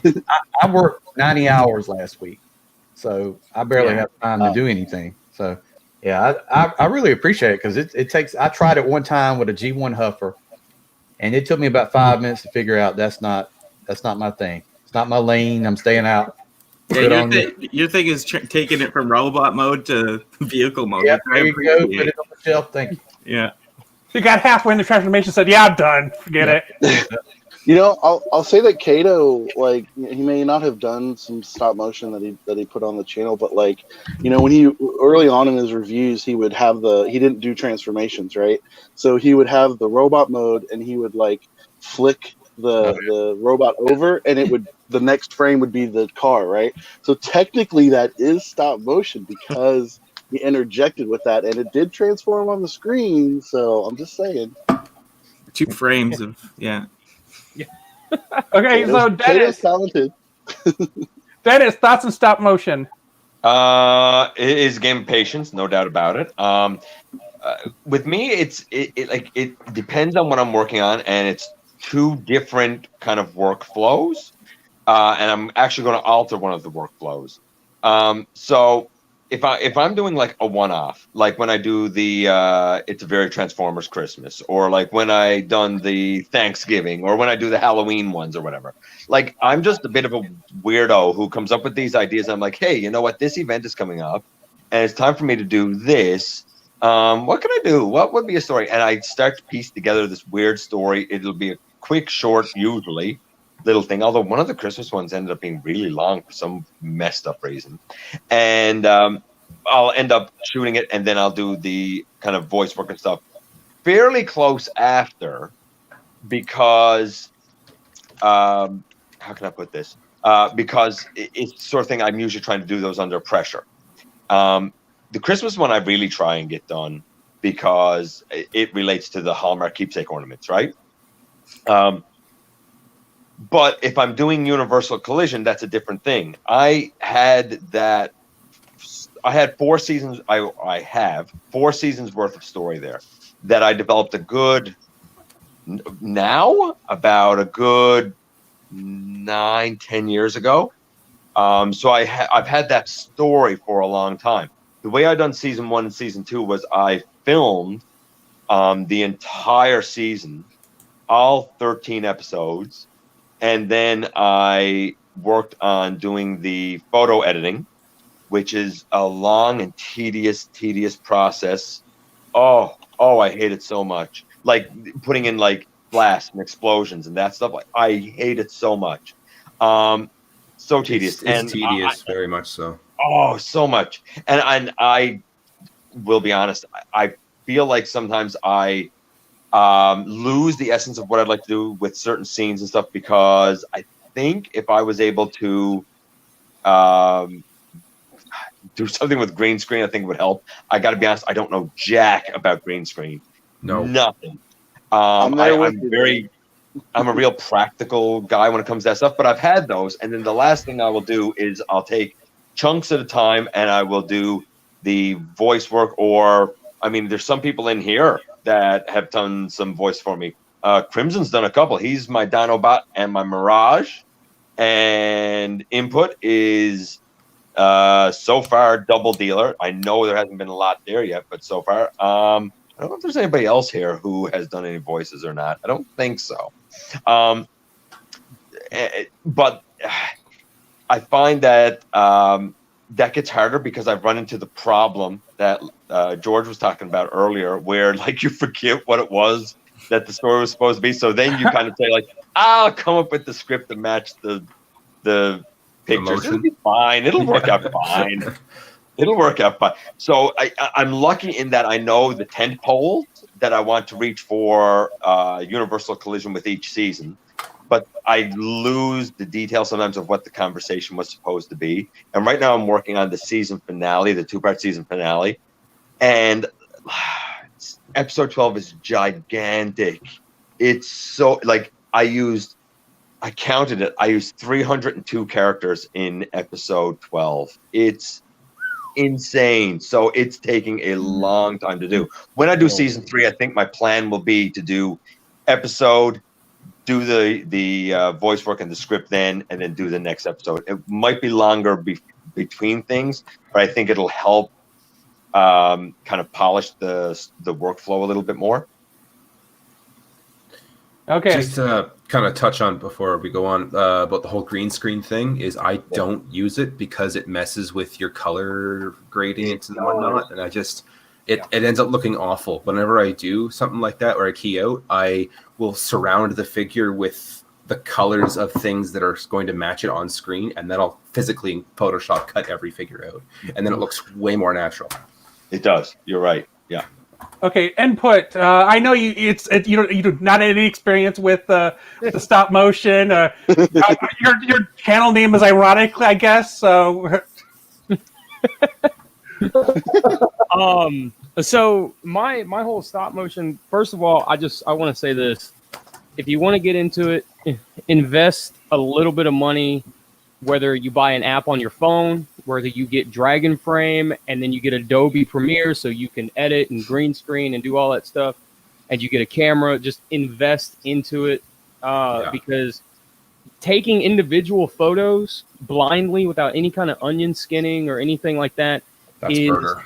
Yeah, it is very difficult. And then throwing them into, say, like After Effects or Premiere and trying to animate them all that way and adjust your frames per second on it's a nightmare. So make your life easier and invest in a $5 phone app. We've all got phones, and you can get a phone tripod for $12 off eBay. Buy a tripod for you, input, and probably for George too. I'll ask both of you. What app? Here's a good one. What app would you suggest for your phone for Stop Motion Studio? Yep, I was about to say it. It's $5. I haven't used it in a while, and I went back to look at it for these tutorials I'm making, and they've added a 3-stage onion skin now, which is crazy helpful when you're doing car things because you can see how many steps behind and continually line it up. When I first started doing this in 2012, I didn't have that luxury, and I didn't have onion skin at all. And I agree, it's difficult. Like when I was doing it in 2008, I had a digital camera and I was just clicking and hoping it worked, and it looks rough. So like an onion skin right off the bat is your best friend for these things. 100% agree. My whole process is, so the way that I animate, and I know everybody animates differently and stuff, but I usually wait until I have voices, and then I will animate to the voices, very cartoon traditionalist in that sense. And then I will animate to the music the same way that I animate to the voices. So that way, if I have some kind of music cue that I want the characters to kind of interact with in the scene, like say they turn their head and then just like this driving drum beat starts going as soon as the fight scene starts, right? I animate to the music that way as well. I also get like these weird ideas when I'm not thinking about anything. Like if I'm going for my runs in the morning, I'll just put on my playlist and I'm just running, and then a song will hit me, or a song will play, and then the scene, a fight scene, a death scene, or whatever scene will hit me like a brick wall. Mm-hmm. I'll see the entire scene all the way through. I see every jump, every swing of the axe, everything immediately. And then I have to animate that. And then that's basically my whole thing. If you go and you watch my Swagwave competition video, that entire video was just like a Toy Story type of situation. That was wild. Where they just come to life, and Vegeta is upset because somebody wants to play Du Jour, and he doesn't like Du Jour from Josie and the Pussycats. And he shuts it down, and then Broly gets mad, and Broly, they have this big fight throughout the room. And I even stop motion myself, which was pretty difficult to do. Fantastic to watch. I appreciate it. But I stop motion myself eating a sandwich, which was kind of difficult to do just because the camera angle and the computer and how everything had to be set up.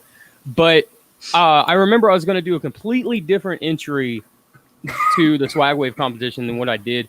And like I said, just one morning, I'm just out there running, and I have the Josie and the Pussycat soundtrack on my phone, and the song just popped up, and I was like, "That's it. Vegeta and Broly are going to get in a fight over a boy band. That's what's going to happen." So, so I scrapped everything that I did. Do it. Do you know how many skits I've come up with that way, where I'm just running down the street or something, and like all of a sudden, I was listening to what was it? That song where I had that trailer careening across the desert, like way back when. I was listening to that song one day, and that's what I thought of as and like that's what popped in my mind is this trailer just careening across the desert to that theme. It's like stuff like that is how comedy happens. Yeah, absolutely. Off the wall. What'd you say, NinjaBill? Completely off the wall is probably the best imaginative way to do it. Yeah. Oh, yeah. I agree. I agree. You can't make comedy on the fly. Like, you can't just say make comedy. All my ideas I have to write down constantly throughout the day, and then I'll throw it into something. Yeah, for sure. And that's why, like, Lazy Eyebrow, that's like your Overdose series. Like, for all those skits and everything that are in there are totally rewatchable because they're still legitimately funny. Like when Optimus is trying to figure out how to transform Megatron and he's getting instruction from Bumblebee and it's just like a nightmare, and it's just like and then the trailer coming hits, the music is just perfect with the trailer and just like, and you never know kind of which like off the wall weird ideas are going to be the ones that hit. Like two of the most popular ones are where Trypticon tried out for the Dinobots. And that went badly. and where the Dinobots get a makeover when they go, who owns the salon? I don't remember who owns the salon, but like Scorn judges them all as like, this is terrible. Why are you doing this? Because their makeover is into the Power of the Prime's Dinobots to become volcanic. And Scorn is like so disappointed in them. One of my upcoming skits, I can't remember what I thought of it, but like it's going to be a Judge Judy parody, but it's the Quintessons, and it's going to be like a marital dispute between like Chromia and Ironhide or something. That is awesome. That would be hilarious. Okay, NinjaBill. Chromia, we don't need the Quintesson to decide stuff between us. Okay, NinjaBill, stop motion thoughts. Well, I don't do it. So we're moving on. No, everyone here who does it, Crimson, Lazy Eyebrow, Dennis. But I watch them all. I love it, but it's just something I know. I take photos of or images of all my collection, boards, everything. I've done it for a long time, and someone once suggested me trying it out, and I gave it a thought and said, nope, I don't have the patience for it, and moved on. So there we go. I don't do it, but I love the people who look. Dennis has had some seriously, hilariously funny skits. So is Lazy Eyebrow. Input does insert these little random bits in his videos, or sometimes just from like a 30-second video that is just hilarious, especially in his reviews. Where he's talking to the figure and the figure is talking back to him. I love that. I can never get enough of it. Sometimes I'll rewind it just to watch that over again. Okay, I'm done. Okay, Soundwave, stop motion. I try. With 4 kids, I don't have time. But yeah, I've done a few. I got some on my channel, but I just haven't had much time to. It's so much patience. I don't have. My kids are taking it away from me. You know what else I'd say? Gray hair, white beard. I used to have black hair. Ain't black anymore. And you know what? I'd like to see what other people think of this kind of add-on to the stop motion thing. For me, I have kept on my channel my very first stop motion, and I like the very early episodes of Universal Collision. Like they're raw, they're bad, they're awful. But people said to me why haven't you remastered them or redone them or blah blah blah? Because I get so many people who say I couldn't do this, I can't do this. Yes, you can. You absolutely can. It takes patience, but I like for people to see. Look, this is where you're going to start. It's going to be trash, but if you keep working at it and keep learning, you can improve. I would say I'm middle of the road. Like, there are people out there, George, for example, better than me, much better than me. And that's fine, because I assume I'll learn more and better over time. But I feel like when people see just polished work, that intimidates them to thinking they can't do it. So I like to kind of leave some of my older stuff up there that's not good, just so if somebody would see it, they could say, wow, you know what? He was trash too. Yep. And if somebody can see that, you know what, this is the way you start, then maybe at least a passion for it will get them to share a story. If you got a story to tell it. Try it. I'll say this. I'll say this right here on the Lazy Eyebrow channel. Whether you say you can or you can't, you're absolutely right. Oh, I know I'm right. Quote of the day. Well, Okay. Well, I So feel we're like past- probably. Oh, Well, go ahead, I was gonna Crimson, say, and then I need to go. Yeah, if you're gonna do like advice or something for stop motion and people are getting into it, one of the things is take way more pictures than you ever think you'll ever need, because you can always delete them, but you'll never go back to get that exact scene, that exact lighting, that exact everything to try to Camera reshoot angle. something. Just take every picture gone. you possibly can. Set the burst on every single image. And also, and don't if something happens in your stop motion, say your figure falls over or you camera bump Right. or something, don't look at that as a negative. Look at that as an opportunity to get a more dynamic angle, to zoom in on something, or to just to change the angle or something. Look at it as a positive and don't get upset about it. Don't try to fix it. Fix it. You know what I'm saying? And that happens a lot with people that when they're doing live stream and they're animating. Like I know All Hail Megatron 1K, he's also a great animator as well, and he'll do live streaming and go animating. Stuff will fall over, and it's like, okay, well, that's going to be a scene change because it has to be now.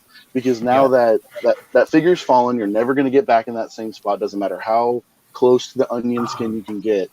Like you just have to adapt and adjust to that. That's awesome advice. And, in my last video, when the Lego guy was climbing up and they were going to address all the Decepticons, and like the first one turns to the second one and goes, "You all right there?" It's because the figure fell, and I just rolled with it because sometimes that just happens. Yeah. Yep. Absolutely. And it doesn't matter how much ticky tack or blue tack that you got on the bottom of their feet; they're gonna fall over. Yep. Right. And the majority of us, like, we're all using really articulated figures, right? Like we're trying to use Throwing 30, we're using Beast Wars, we're using Armada figures, we're using War for Cybertron. And there's a really great animator out there, a really awesome guy in our community. His name is Ultra Marcus, and he's probably sleeping right now, but he'll listen to this later. But it's Ultra Marcus, Marcus, and he uses G1 figures to animate, and it is amazing. It is amazing. It absolutely is incredible. Yeah, I strongly recommend everybody check them out. Okay, we're running long on this topic, and I need to.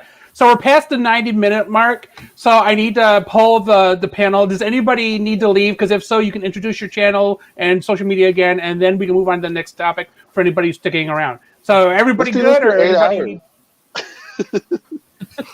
8 hours? Yeah. or can we continue then? Anybody? We can continue for. I'm probably going to be the one who's going to end up ducking out early, but we can continue for a little bit more. Yeah, okay, so the weirdo that's half an hour to sync with the rest of the world. Okay, so so Lamb Man Hin wanted me to move this up, so I'm moving it up. Customization. So I know a number of you customize your figures. No, I don't. Starting with George, what do you do for customization? And I feel like for George, it's mostly repair work. Not well. It's always repair work because they don't do it how I want it. So I don't know if I'm good to comment on like my paint work because like it's been garbage for like 15 years, like 10 years, and everyone calls it out for that, and justly so because it is sloppy. But I've gotten better. I've been getting better with the paint and learning how it actually works instead of just slathering it on and hope it sticks. And bought an airbrush and learn how to mask properly and whatnot, and it's starting to come out better. and I've also turned to using vinyl for like cars and stuff, and then just using that instead. Like my wheeljack stripes, they came out fantastic. And then so that's just aesthetics. What I've recently been doing is like my 3D printing stuff. Like I've made this combo for Sunstreaker that's the intake and spoiler. Yeah. But I designed it so it could flip around and whatnot, and do that so it's all compact. I put a lot of work into this, but yeah. So like I've been customizing that way, just like finishing what Hasbro started because it just feels like they haven't been lately. Yeah. So I don't know. I customize pretty much everything, and that's kind of my whole philosophy is like it's not mine until I customize it. Okay, so Crimson customization. So I do a lot of actual customization to a lot of my figures, but most of them have been kind of minor, mostly just adding paint application here and there.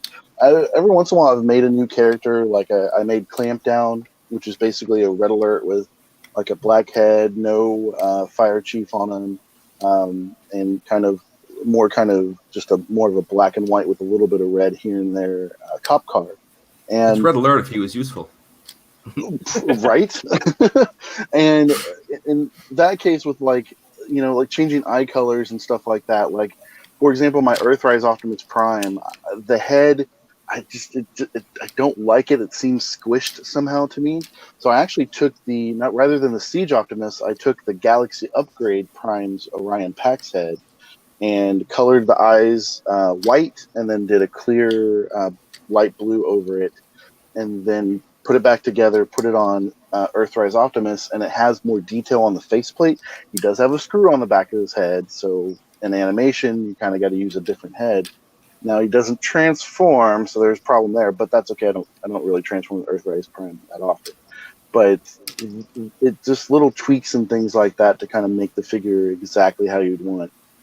I have a Ultra Magnus from Siege that I actually got from Soundwave 8084 way back in the day when he did his giveaway, and I've been thinking about just taking some like heavy alcohol to that and just wiping away all of that Siege gunk or Cybertronian sludge, whatever, and just making just a nice clean, like right off the assembly line Ultra Magnus. So, but most of mine are just kind of the touch-ups like that. The Siege Megatron needed a ton of red paint on his elbows, his waist. I mean, he needed a lot of that tender loving care to bring him to that G1 aesthetic. Just for sure. say that. Okay, so some of that TLC. Danny customization. Yeah, I would say I don't do it. I keep it how, like, believe it or not, I like to keep it as like just how it comes out of the packaging. I might look at the figure and be like, "Oh, back of Langsart paint." I'm like, "That sucks, G," and then I just roll with it because I don't want to damage it. You know what I mean? That's live. And I'm shaky too, right? Like I'm like, but no, and I like the inputs doing some of those fillers and stuff. I find that cool, but I don't want to like put stickers on them or anything, you know. I feel the same way. Yeah, I know. I've heard you said that in the other stream, and I was like, yeah, keep them the way they're supposed to be. Yeah, right. Keep them. Yeah. Enewtabie. Yeah, I like to throw a Molotov chrome pin on some weapons, or I'm literally doing that right now. Yeah, I do that. Any 3D parts Larkin sends to me, I'll put on something. What else? I like toy hacks. I do a lot of toy hack stuff. Oh yeah. And then I do dioramas, but haven't done that much Transformers. I'm actually working on one for Marvel Legends. So. Okay. Dennis. I customize a ton. Sometimes very little, like the head of the Classics Universe Red Alert. I made it red. The blaster that comes with Full Tilt is, I think, black. I painted it white and put in inputs dye fillers. Then other times, I'm lucky enough to, I don't have a 3D printer. Gosh, I envy you people who do. But I do have stuff that gets sent to me sometimes. Like I have an orange blaster for Scorponok and another couple of things. And then sometimes when it comes to paint, I'll go full bore. Like there is my Titan's Return blur, and like there's my Titan's Return cup with 3D printed arms. So Oh, hold like on, hold on. Go back to cup. Hey, George, can you enlarge the screen? Well, I most certainly can. Ta-da! These arms, if you're interested in these arms, Knotted on Shapeways has a couple of different versions of them, actually. Oh, neat. And they work well, and they have wrist swivel, and they're beautiful. I actually dyed them. I done a video showing how you can dye plastics, and then I added the paint detail after I dyed them. Okay. So, I like that figure. Okay, so input. I customize a lot, and I mean when I say a lot, I will sculpt a new head, a new face. I will use milliput. I will use styrene. I will use paint, dye. I will sand down a figure to avoid paint rub. Anything that I can to get the vision proper. Because my whole thing with figures is if I'm going to go through all of that work, I don't want the paint to come off. You know, most of my paint is done with an airbrush, or if it's a large surface, like say if I'm doing like an entire torso, say for like Metroplex, I'll just I'll just go get like a can of white or black or whatever. But what I do in that case is something really crazy that I don't think a lot of people do. I will actually get automotive paint, and I'll get like a Toyota white or a Subaru white or something like that. I'll get like a can of that. Yeah, he and I discussed using those. Yeah. Oh man, that hits you where I live. But I'll do something like that, and then I'll clear coat it with some 1K airbrush thin down kind of clear to keep the paint as thin as I can, because that automotive paint, it does come out pretty thick because it's supposed to be on a car, not a hunk of plastic. So if I'm using that, I sand down a little bit more than I typically would, stuff like that. Chrome paint, chrome pins. I mean, I customize a lot. So that's me. Hold on, before you get to NinjaBill, because I know you're going to go to him. I do have to jet. It's been a slice. It's been 2 hours, but I do actually have to jet. Okay, so tell everybody how they can find you. Sure. Honestly, GOTBOT. Search it up. It's pretty easy. On Twitter, I think it's Dennis Moulton 1. I think my Instagram is Dennis_Moulton_author. There's a Discord. I don't know what that is. I don't really use the thing. But in terms of the channel, yeah, GOTBOT, and you'll find it because I think I'm the only one. Thanks for attending. And I'm sorry I got to jet, but like I said, it's getting late here. He's in the future, everybody. Mm-hmm. I am in the future. Have a great night, Dennis. Yeah, you too, buddy. Love you, GotBot. Take it easy. See ya. Take care, guys. GotBot. Okay, NinjaBill. Thoughts? I have never customized a darn thing ever in my life. Not one thing. Despite all the images of customs I've made over the years, I have never customized. No. I don't do it because I've got. I do a lot more customization. Then I started getting tunnel and some other things customized with my hands. I got arthritis in my hands, so I can't hold things as steady as you'll see it in my reviews where sometimes my hands are shaky. So I can't make customs as much as I used to. Sometimes I'll be able to do just a bit of thing, talk about doing things. Then I'll put it on the back burner because I don't feel like doing it anymore. But I do, and I use a lot of the same methods and I back and forth with looking at customs, each other's customs, and talking about how we do it. I think each one of us has made how-to videos on starting making your own customs, and like Input and CrimsonRaptors, he's done quite a few customs. I've seen him; he does a great job. So let's not forget you there, Ethan one. And for me, it's not that they miss details. That's not really my concern. Sometimes making a custom is not as much as fixing missing details and adding your own life to the figure. That makes sense. Bringing the figure to life for you. Like, for example, in RID 2015, they did not issue a Thundercracker at all. And for a while, Thundercracker was an exclusive. Why, I have no idea. But for 10 years, it was always an exclusive from like the classics line on up, and I never got that. So I was like, okay, I made my own. But before that, I'd made a lot of customs. I did several customs, alternator customs. Alternators were fun to customize, in my opinion. I'm not sure how many others here, Crimson or Input, or Dennis made customs of those, but alternators were fun to work. They had pretty good plastics on them. So it was a lot of fun. Unless you got, if you got the car, that was really fun. Working with diecast is a lot harder than working with plastic. A lot harder. There's a lot more you have to do.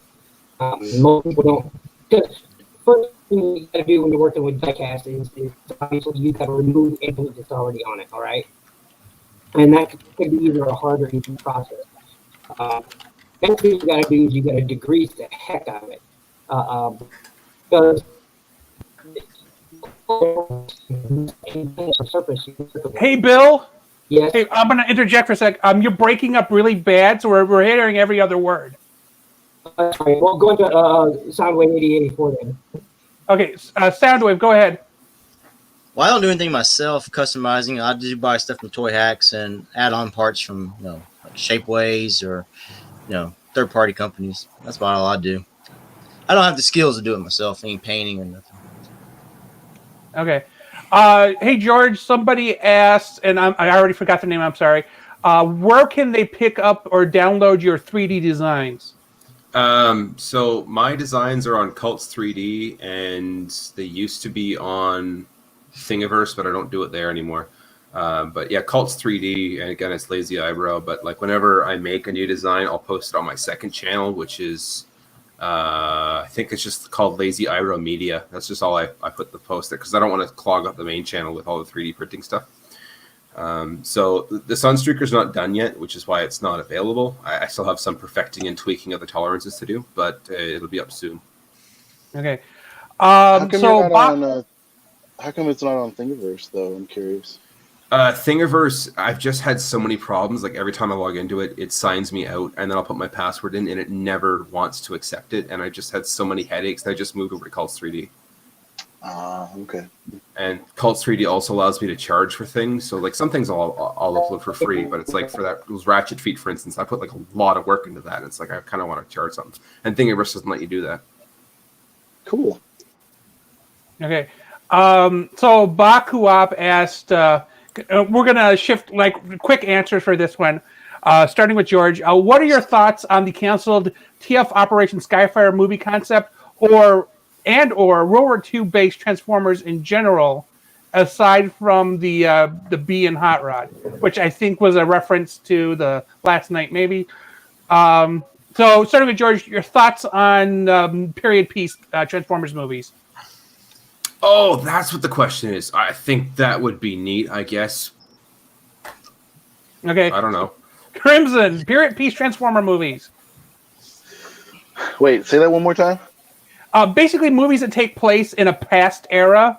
What were your thoughts on that? And in particular, the canceled TF Operation Skyfire movie or anything taking place in World War II? Isn't that what Bumblebee was, though? Like, this took place in the 80s, and that was 40 years ago. Right. So this guy is about World War II. Bakuwa.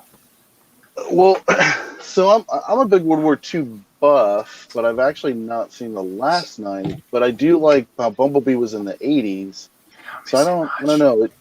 It's kind of you got to do it right with the proper stuff. You know what I mean? I feel like I'm not understanding the question, bro. I feel like the question would relate to the Bumblebee movie, which takes place in, I think, 1986, 87, something around that. I think it should have took place in 84, frankly, but whatever. 30 years ago, my bad. Well, they did 87 because the director wanted the specific song for Charlie to have and listen to for the movie. Otherwise, they would have done it 84, but that's neither here nor there. Yeah. So basically, the consensus is that you liked Bumblebee, so you think if they can kind of match Bumblebee with any era, it would work out fine then. Right. Yeah. I mean, I would love them to step away completely from live action, personally, but because I think the direction they're going, like if you could get a live action budget and apply it to like a War for Cybertron show, do that in the 80s, do that in the we're at 4 million years ago, whatever they want to do, they could do it. Okay, Danny, period pieces for movies. I just want the G1 timeline. Do we consider Bumblebee G1 timeline? Yeah, it's something that where Soundwave turns into a cassette thing, and it's actually that time. When people use that. That's what time I want for all movies. Like every answer we ask from you, you somehow worked it out. I just want G1. Well, I'm that idiot. I like G1 as much as the next guy, but I know. I think in the future, Danny's image it's just going to be an image that says "Just want G1." That's the answer for every question. I really am that. Yeah, I really am that. G1. Sadly, but no, I don't know. Yeah, period pieces. I don't want two. World War II doesn't interest me. I don't know. I need something in the future would be cool. I'm so down for Beast Wars and all that. I'd love to see something like that. But 77 Transformer, is that what you want? Oh, just imagine all the glitches. Yeah. Enewtabie, period pieces. Sure, why not? I mean, you could have Warpath in there. Somebody Megatron could be Hitler's car. No, that's Bumblebee. What was that? The Decepticon combiner that Starscream made in World War II vehicles. Why is the name blank? Is it Bruticus? Yeah. Bruticus. Yeah, it's there you go. You already have your combiner for that movie. Yeah. Somebody could turn into a hand grenade, just used once. They use the bot bots and the go bots for the small vehicles. Meet Decepticon Kamikaze. He's a grenade. Input. I'm fine with whatever they want to do as long as it's done properly. Thank you. Yes. Yeah, that's my I agree biggest with thing. Input. Too much change. As long as it's not there. I think this would go faster if I just put input first on all the questions. Everybody just say, I agree with input. They're not for me. I disagree with everything input has to say. Hey, Bill, let's try again to see if we can catch you. What's your thought on period piece Transformers movies? I think they're fine as long as I spot anything that doesn't belong. I was kind of hoping you'd say agree with input. So bad. I'm sorry, Bill. It's horrible right now. Okay, so Soundwave, period piece Transformers movies. Sure. Agree with input. He's okay with it. I don't know. Are any of us against it? It's basically the real question. It depends on who's. It's I'm gonna not be asking good. you, Danny. I know what you want. I don't believe in change. I want $5 bills. You can keep the coins. Yeah, That's ironic. we need a $5 coin here. That'd be great. Okay, so because we're over 2 hours in, I think I'm going to mix it up a little bit. So the Peanut Gallery of all the 133 people watching, wherever it is, does anybody have any questions for specific panelists? So I'll give you about 30 seconds for some questions to come in. In the meantime, I'm going to sing to you. No, I'm just kidding. I'm not going to sing. Okay, so I got a lovely bunch of coconut. so we're going to go around because that way we can kind of like fill this blank of time. Oh, wait. Baku Up actually already has a question. Cripe. Okay. Wait, I just answered that question, Baku Up. We literally just answered that. Where have you been, man? Yeah, everyone agreed with me. Everyone agreed with me. Just Not to sum me. up. Okay, so to fill the space, starting with George, what future video? What's coming up next for you? What are you doing? I have no idea. It just kind of shows up when it shows up. Cyclonus. I'm working on Cyclonus. That's what I do know.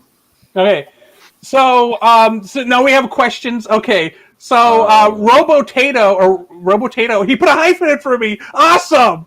Okay, so George, what crossovers would you like to see? What crossovers? Oh man, that's a good question. Knight Rider. Because I think we answered this last time too, right?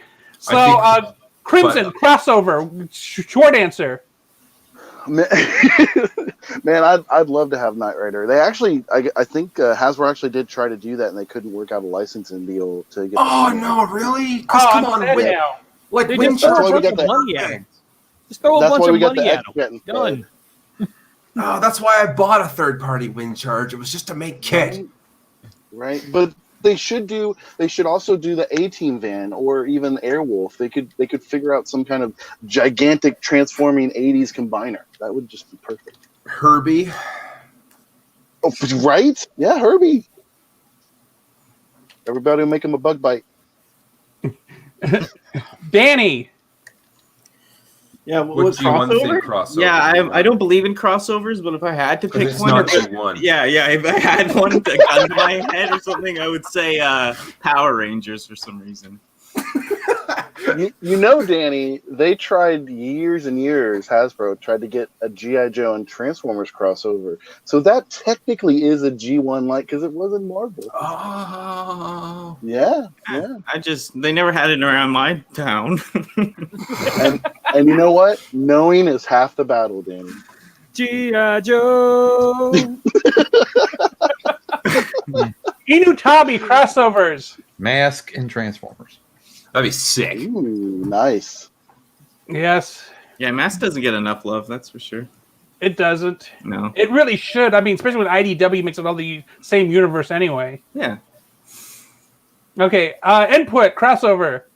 I'm gonna say 2. I'm gonna say Diaclone 2.0 in Transformers would be cool, and then I'm gonna say Sweet Tooth from Twisted Metal as a Decepticon would be cool. That'd be so epic. Ooh. Okay, Soundwave. Someone said A-Team. That was my go-to. A-Team van. Or that, remember the show from the 80s, Hardcastle McCormick, that Coyote car? Yep. My wife said Sailor Moon. That's Hey, a good one. George. That is a Check good one. the queue. See Oh. Bill pop back in. He did. Okay, Billy, you there? Yep, I'm back. Oh, you sound better too. Okay, what crossover would you like to see with Transformers?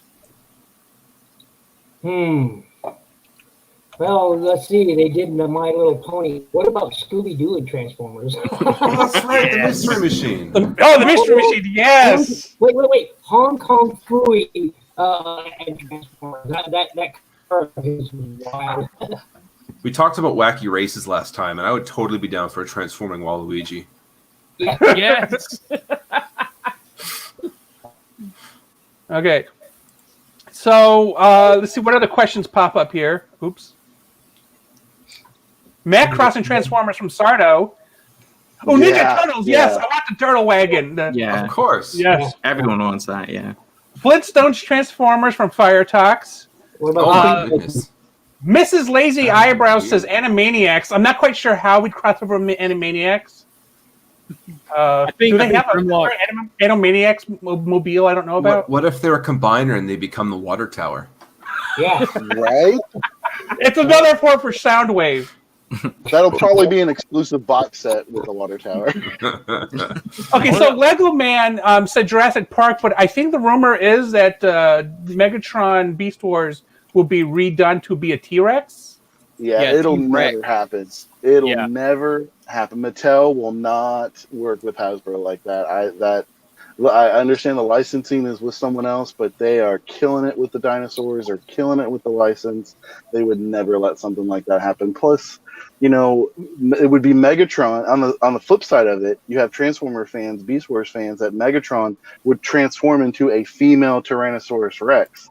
So that's, you know, they're going to be like, well, I don't want to buy that one, even though really Beast Wars Megatron. Let's not make it complicated. Yeah. Yeah. Obviously, and Curtis made a point here. Star Wars. There's just so many figures they could do with Star Wars. Yeah, and Hasbro already has the license. Yeah, didn't they do those old junky ones? Like I see that scary like Anakin in the thrift shop. Yeah, what and was that's the, where it will stay. Yeah, I don't pick it up. Like, what is that? I feel like there could have been a storyline with that. The Death Star Darth Vader was bad. Oh no! Exactly, NinjaBill. Exactly. I agree. The lag is back. Yeah. Okay. Sardo said Metal Gear Solid. I had never played the game, so I'm not quite sure. Other than maybe Snake. You could have the Metal Gear Ray. You can have the Metal Gear Rays be like a drone for Megatron that transform into like a giant drone robot. That'd be kind of cool. What about It'd be Halo? awkward, but it'd be kind of cool. Unicron as one of the Halos. You get the Hound as one of those buggies, and yeah, a Halo crossover could be cool. Lamb Man Hin said Gundam. What was the Jetfire is Macross, right? Yes. Right. Well, yeah, Macross and Robotech, correct. Yeah. So I mean, it shouldn't be a big leap to do a similar thing. Yeah, but Bandai owns the whole thing, so Bandai is a major competitor. Oh, that is true. That is true. Yeah. And I remember, I think Rodimus Primal did a video about that too. So yeah, if you're wondering why things are the way they are with Jetfire, go check out Rodimus Primal's channel for it. Yeah, Harmony Gold is like Bandai's cash cow. Yeah, right. Yeah, and Harmony Gold has the Robotech here just in the U.S. and North America kind of area, and they'll never work with Hasbro. They've tried to sue them multiple times. Now they can't, which is great. But until Robotech goes away, then there won't be a reissue of a G1 Jetfire. Okay, so they hold on to their IP like you wouldn't believe. It's like Disney. Absolutely. for sure. And on that note, Harmony Gold is in real estate. They're not even in any kind of animation or anything like that anymore. They just hold onto the Robotech license for no reason. Well, I mean, assume they're making money off of it somewhere. Well, of course, but it's like that's the only reason. Like, I don't know. It's just so strange. Curtis, I'll raise your Transor Z for Megas XLR. Yes, that'd be a good crossover. Yes, that's Mighty Orbots. Look, both David Cage voices in it, Peter Cullen, and so many voice casting happened in Megas XLR from Transformers. It's crazy. If you watch the episodes, you'll recognize so many voices in there. It's crazy.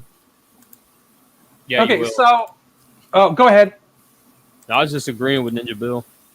Okay, so TF Addict asks, what was everybody's introduction to Transformers? We'll start with George. How did you get introduced to Transformers? Surprisingly, it was Michael Bay, actually. I wasn't allowed to... I know.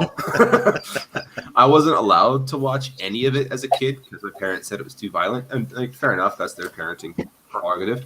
But when I was a teenager... a friend of ours invited us over to watch the first Michael Bay film, and I was like, this is hecka awesome. I want all of it. And so I was major into the Bay movies at first, and then TF Animated came out, and at the time I didn't like it. Watched like 6 episodes of it, and I was a stupid teenager, and it just wasn't my thing.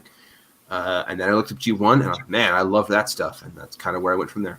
Hey, Crimson, how'd you get introduced to Transformers? So mine would be through my older brother. He... like it was, my thing was like I got into Generation 2, so I'm watching it. I'm getting, like the old toys from G1. Like I remember getting the Ultra Magnus and the gift set box of the aerial bots for Christmas, and it was an amazing Christmas to have all those. And that's why Ultra Magnus, because there was no Optimus Prime in the store. that he became my leader of the Autobots, and probably maybe the reason why I like him so much as his character, and why I wish that he was the leader in the movie and not Rodimus Prime. But that aside, so Generation 2 got me to be able to watch the episodes, so my brother would tell me stories about things that weren't in Generation 2, because I missed the More Than Meets the Eye and everything. So he would use like my Generation 2 Optimus Prime I would get, and he would like tell me about like what happened at the Ruby Crystal mines and everything like that. And so it was kind of like a good connection between my brother and I. And then it just grown into this collection that's hundreds and hundreds and hundreds of figures, and who knows how much money later until this very day. Okay, Danny, how'd you get introduced to Transformers? Yeah, I just saw it really young. Like my family, like I guess it was only on TV at the time because I'm like 34, so I'd see it on TV. My family, I remember seeing it at like 2 or like maybe 3 or 4 years old, and I remember like falling in love with it and getting some of the toys. My family was broke until like maybe G2. I got dabbled in a bit, and I loved those. And then Beast Wars as well. I got a lot of Beast Wars figures at the time because my family's company did really well. So, and yeah, I fell in love with the show. I didn't really like it at first, but you know, I ended up loving Beast Wars for the characters. So yeah, I'm just a huge fan of that whole era. Hey, Enewtabie. So I'm 46. So I got the comic book, the Marvel comic book, the first 4 issues, and then G1 cartoon that had a bunch of the original toys. Mirage and Skywarp were my first 2. So like that. Okay, input. Such a baby. I would say G2, if anything, just with when they did the reissue or the re-release of the G1 cartoon as the quote-unquote G2 cartoon. They had that little kid sitting in Optimus Prime's hand. Mm-hmm. I watched that, and I didn't really quite grasp the idea of this is Generation 2, but it's the old G1 cartoon. I didn't quite understand the relabeling, but when it came to the toys, I understood that. They looked awesome, and I wanted them. And I bought as many as, well, I should say my mom bought as many as she could. That's pretty much the introduction for me. And then Beast Wars happened. Mm-hmm. And then I found out there were comic books, original G1 comic books, as a kid. And it just, it was just like this groundswell of information about Transformers that I missed out on as a kid because I missed G1, the comics and the cartoon and stuff. So, it was just like a lot of information all at once, and I absorbed as much as I could. Okay. NinjaBill, hopefully we can hear you. How did you get started in Transformers? Well, it started out with the comics. Now, I am probably the oldest person currently talking about Transformers. I'm 50 years old. So you win. So I'm 50, and so all you youngins here, I love listening to where you got started. But anyway, I got started originally with the comics and then was hip to the cartoon later. But my first experience with the toys, however, is I was in Japan and got a taste of Micro Change and Micro Man and Diaclone. We all say it that way. We know we do. Every time you hear the name, yeah, you do. And Input promised a long time ago to do some stop motions of those Diaclone commercials. I keep reminding him that he doesn't remember it. But he can. Wow. One day, I promise. You just got to buy like 16 Earthrise Primes and just have them all motorized and rolling down the road. It would be perfect. Well, I need a table instead of a desk to animate on. That'd be the bigger problem. Man, you got the whole world outside. We can animate out there. Yeah, that's true. We'll fix it in post. God. That's your life, man. Okay, Bill, was that the end of that? Yeah. Okay, so Soundwave, introduction to Transformers. The cartoon was the first media I saw. Then I went to a store called Hills. I don't know if I remember Hills. Oh yeah, I had one 6 blocks down the road here. Yeah. I went to go get He-Man. I was big into He-Man, and I saw Transformers next to it. And Brawn was my first Transformer. My mom got that because it was cheaper than what else the He-Man was. So my introduction was we went to my grandparents' house after school one day, And my grandparents had the largest TV on the market. It was a 19-inch floor model from RCA. You know, that big glass screen. That did the 19 inches? Man! 19 inches. My grandpa splurged on that TV. So anyway, You gotta be kidding me. So we get home. I asked my grandpa if I could watch G.I. Joe, and then all of a sudden, this was September of '84, I think it was. Then this new show, Transformers, pops up on the TV, and I'm like, "What the heck is this?" Because typically Gem was on, I don't know if it was Gem or My Little Pony, whatever. It was a girls' show. Holograms. So Transformers is playing. I'm going, "This is awesome!"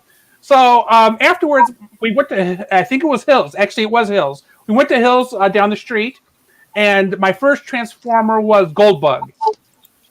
Because of Throttlebots. Oh, no, it wasn't Goldbug. Oh, no, my first Transformer, it was Goldbug, but it ended up being like 2 years later. Oh, I'm sorry for your loss. We found it in Hills, yeah. So it was a Throttlebot, so yeah. Yeah, so in my brain, everything's clumped together, but there is a 2-year window there. Okay, so I'm going through questions. Did anybody see anything worth? I saw one. It was a pretty good one. Go ahead and pull that up. Oh, Danny, TFA wanted to know Predacon or Maximal. Yeah, that's right. Oh, that was it. Oh, okay, cool. That's tough. Jeez. Probably Maximal, because I love Tigertron's my favorite character, so I'd have to go that. Okay. So George, Predacon or Maximal? I didn't watch the show. I have no idea. Fine, you're an Autobot then. There. Okay. You know what I thought? Okay, I tried watching like 6 episodes of that, and I kind of tapped out because every time they transform, they have to yell out their faction, and I was just like, that is dumb. Maximize. They did finally kind of get rid of it, and then they brought it back. It was like more for time, you know. Dumb. It taught I know. all of us their names though, so we all know their names by heart. Yeah, so we know the toy store. It was like, I want to buy one of the Kingdom figures just to like do a skit with it where it's like, okay, this is one of our descendants. He's really cool and all. Okay, we're gonna transform and rolls out, and then he yells "maximize" or something. They'll look at him like, what was that? What was that? They're so Where's cool. the cool sound effect? They're so cool though, aren't they? Look at this cheetah. Isn't that dope? Yes. Yes. Kind of, even in real life, I know, I get it. Yeah. I'm not an animal kind of person. Okay, Crimson. I swear to God, if you don't say whatever Dinobot allegiance you're a fan of, I'm gonna be upset. Dinobot maximize. No, seriously, Okay. Maximal for sure. Okay. Enewtabie. Predacons. Ooh, different. Because you're a Rejecticon, you're naturally Predacon? Yep. Evil always wins. Input. That's easy. I'm a Maximal. Yeah, Bill, what Predacon and Maximal? Maximal. Okay, Soundwave? Maximal. I'm a Predacon because I love evil Dinobot. I love Dinobot Transmetal. Like, Transmetal 2 Dinobot, man. It's a verbal recognition, so they can transform. Like, if their voice doesn't work, can they transform still? Wasn't there an episode where somebody couldn't talk? It was Cheetor, right? Hit the button on the shoulder. You know? That's got to be a skit now. I watched it. No, It's like I don't think there was Bumblebee from the Bumblebee couldn't- movie, and it's like, oh man, Bumblebee's voice box can't he can't talk anymore. And then Ratchet could be like, well, good thing he's not a Maximal, otherwise he'd be messed up. Yeah, I don't think there was an episode where they couldn't talk. There was an episode where they couldn't see, and that was Dark Voyage with Rhinox and Cheetor and Dinobot and Rat Trap because they were blinded by an Energon blast. But That sounds like a riveting script. Right? Well, You don't know what you're missing, George. I'm sorry. Right, but there was it's not my thing. Transmutate, and Transmutate had very limited vocabulary, so technically could. I mean, I should talk. There's an entire episode where all the entire cast can't transform anymore because we're out of like Transfortomium or something like that in G1. So I mean, there's some winners in every series. Cybertonium, that was it. Hey, George, have you picked up any of the Kingdom figures? I picked up Warpath and Cyclonus. Okay, so I'm basically not going to ask you this question then. Go for it. Well, the question, because TFA wanted me to elaborate, he wanted to know your favorite magical and favorite Predacon, but I feel like you couldn't answer that. Are you going to accept the challenge? Rhinox, because he looks pretty dope. He's the big rhino and whatnot. I don't know. I relate to Rhinox. Crimson, I feel like it's going to be Dinobot and Megatron, maybe. What would your favorite Maximal and Predacon? Well, Dinobot for sure. I mean, obviously on the Maximal side, but on the Predacon side, I hate to say it, but I really do like Waspinator because he's an idiot. Waspinator, okay. I do want to bring up, you posted in the chat, Predator Eyes. I feel like that would end up on a list somewhere where if you move into the neighborhood, everybody get your name. Well, yeah, that's what I was saying. So the Predacons say terrorize, right? The Maximals say maximize. Well, shouldn't the Predacons say predatorize? But that does sound really bad. So then why aren't they Terracons? Like, that would make sense too. But isn't Ape-Face and Dragon, whatever the face is, those are the Terracons, right? Abominus. Abominus Hunger and Center Twin. Or is it Abominus? Okay, because there's Horicons and Terracons, and I always get them mixed up. Yeah, Horicons are Snapdragon and Ape-Face, and those are the triple finger headmasters. Yeah. Okay, so Danny, favorite Pred and Maximal. I guess, like Maximal for sure. Tigertron. What Silverbolt would be like close second, and then probably Megatron, because like I just like remember he looked like Barney, and I was like, that's cool, you know. I actually thought that because I was like 10 years old at the time, and Barney was still like secretly cool. He wanted to be your friend. Yeah. Enewtabie, favorite Max and Pred. Max probably Primal, and Pred would either be Inferno or Transmetal Megatron. Okay, Input. I just have one answer, and that's Dinobot. So Dinobot good and Dinobot bad. Well, because Dinobot was both. Right. Yeah. Okay. He started the show as a Predacon, ended it as a Maximal. Transformers. Bill, Predacon and Maximal.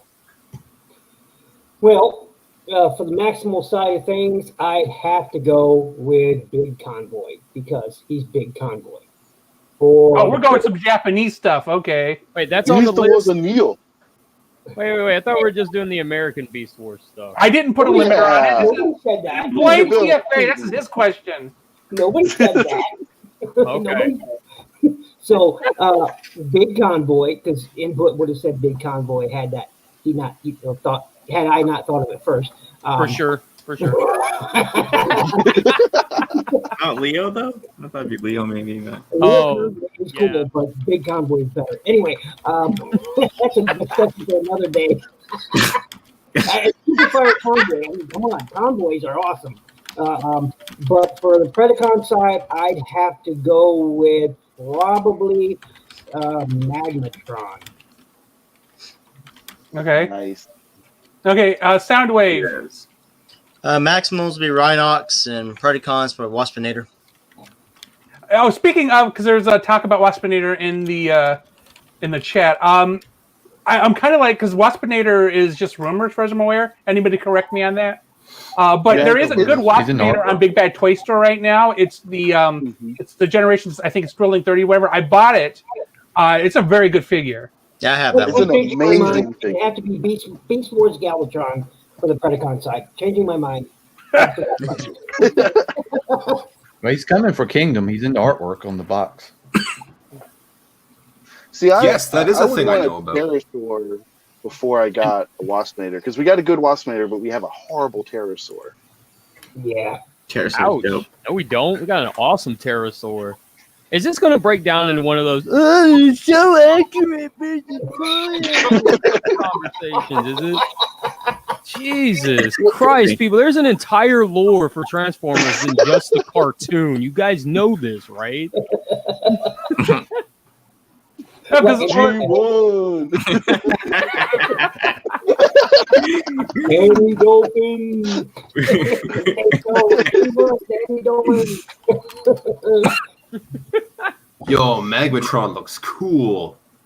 Oh, you just looked it up? Yeah, I just Magmatron. did look it up. Super dope, man. I just ordered that from. It's like I think I'm picking up tomorrow from that CMD or whatever it's called. He CMD is store. Yeah. I wish And I then- was home and I could show you mine. He's an awesome figure. So is Big Convoy. Big Convoy is the toy to own. Everyone should have in their collection. Input will agree with this. We for the very same reasons. One, it's a very cool. Yes, it's a shell former, but it's very, very cool. Has a lot of weapons on it, and the first ever toy, Transformer toy, to feature a removable matrix. The very first. And I agree with that so much that I own 6 versions of that mold. I own 2. I own the Ultra Magnus one, and of course the original. Okay, so I'm trying to like. There's. I kind of went through the questions. I'm like, should we go to another topic? I don't want. Here's the thing. I kind of want to ask about the Netflix anime. Everybody's opinion. I know George's and I know mine, but I feel like a lot of people are going to be like, oh, it's fairly dark. What does that even mean, honestly? Like, it's kind of like you feel bad the entire way through. But well, here, I enjoyed it. let's do this. Okay, so we know May 30th, the final season will be out. So George, what are you looking forward to for the next season? What do you want to see for the next season of War for Cybertron? see, finding out that there's 5 months in between this, like, is it 5 months? I'm pretty sure it's 5 months because it came out at the end of December and it's coming out in 5. So yeah, the beginning of June, and that worries me because I heard somewhere that all the budget is going into the last thing. But you're going to make 6 fully CGI episodes in 6 months. That does not breed a lot of hope, and I have no idea what to expect. And my expectations are rock bottom after the last 2. So basically, anything that's good is just If it happens, it's a miracle, and I'll probably say that the Kingdom was like the best of the series because my expectations are real low right now. Oh, Crimson, are you as sad as George is? No. I like Siege. I really do. I think it was probably the best Transformer series we've gotten since Beast Wars. I'm not really like I don't count Beast Machines in that. But Earthrise. I don't think anybody does. Yeah. But Earthrise was really good because there's a lot more story, a lot more transformations in a Transformers show that I really appreciated. Especially Red Alert. Maybe a little bit of bias because I love Red Alert. Except this one, he's not looking for Inferno. You can't find Inferno. But I really do want to see like that. The very last scene where you see the arc starting to descending, and then you go down to this jungle and you see this foliage just bouncing up and down with the palm trees. And I know CGI animation, and this is incredible stuff they're doing right there. This is like last couple of episodes of like Beast Wars, last couple episodes of Beast Machines type quality, and you can tell that budget is right there in those last 10 seconds. And I hope that continues on for the next 6 episodes. But to see Dinobot walk up and move so fluidly, I don't know how they're going to handle transformations. Look, I've already given up on the voices. It's not going to be David Kay. It's not going to be Gary Chalk. It's not going to be Scott McNeil. It's just not going to happen. And we didn't get Peter Cullen. We didn't get Frank Welker. And I'm not going to hold that against it. But I am interested to see how great the animation is going to look. I hope the story ends really well or leads us off to the next adventure or the next trilogy. But the only thing I am worried about is that I hope it doesn't cheapen the characters that came from Beast Wars, and I think that's what a lot of Beast Wars fans are afraid of, that it could cheapen them because Beast Wars will always be Beast Wars. Okay, so Danny, you've seen it, I assume. What are your thoughts on what would you like to see next season?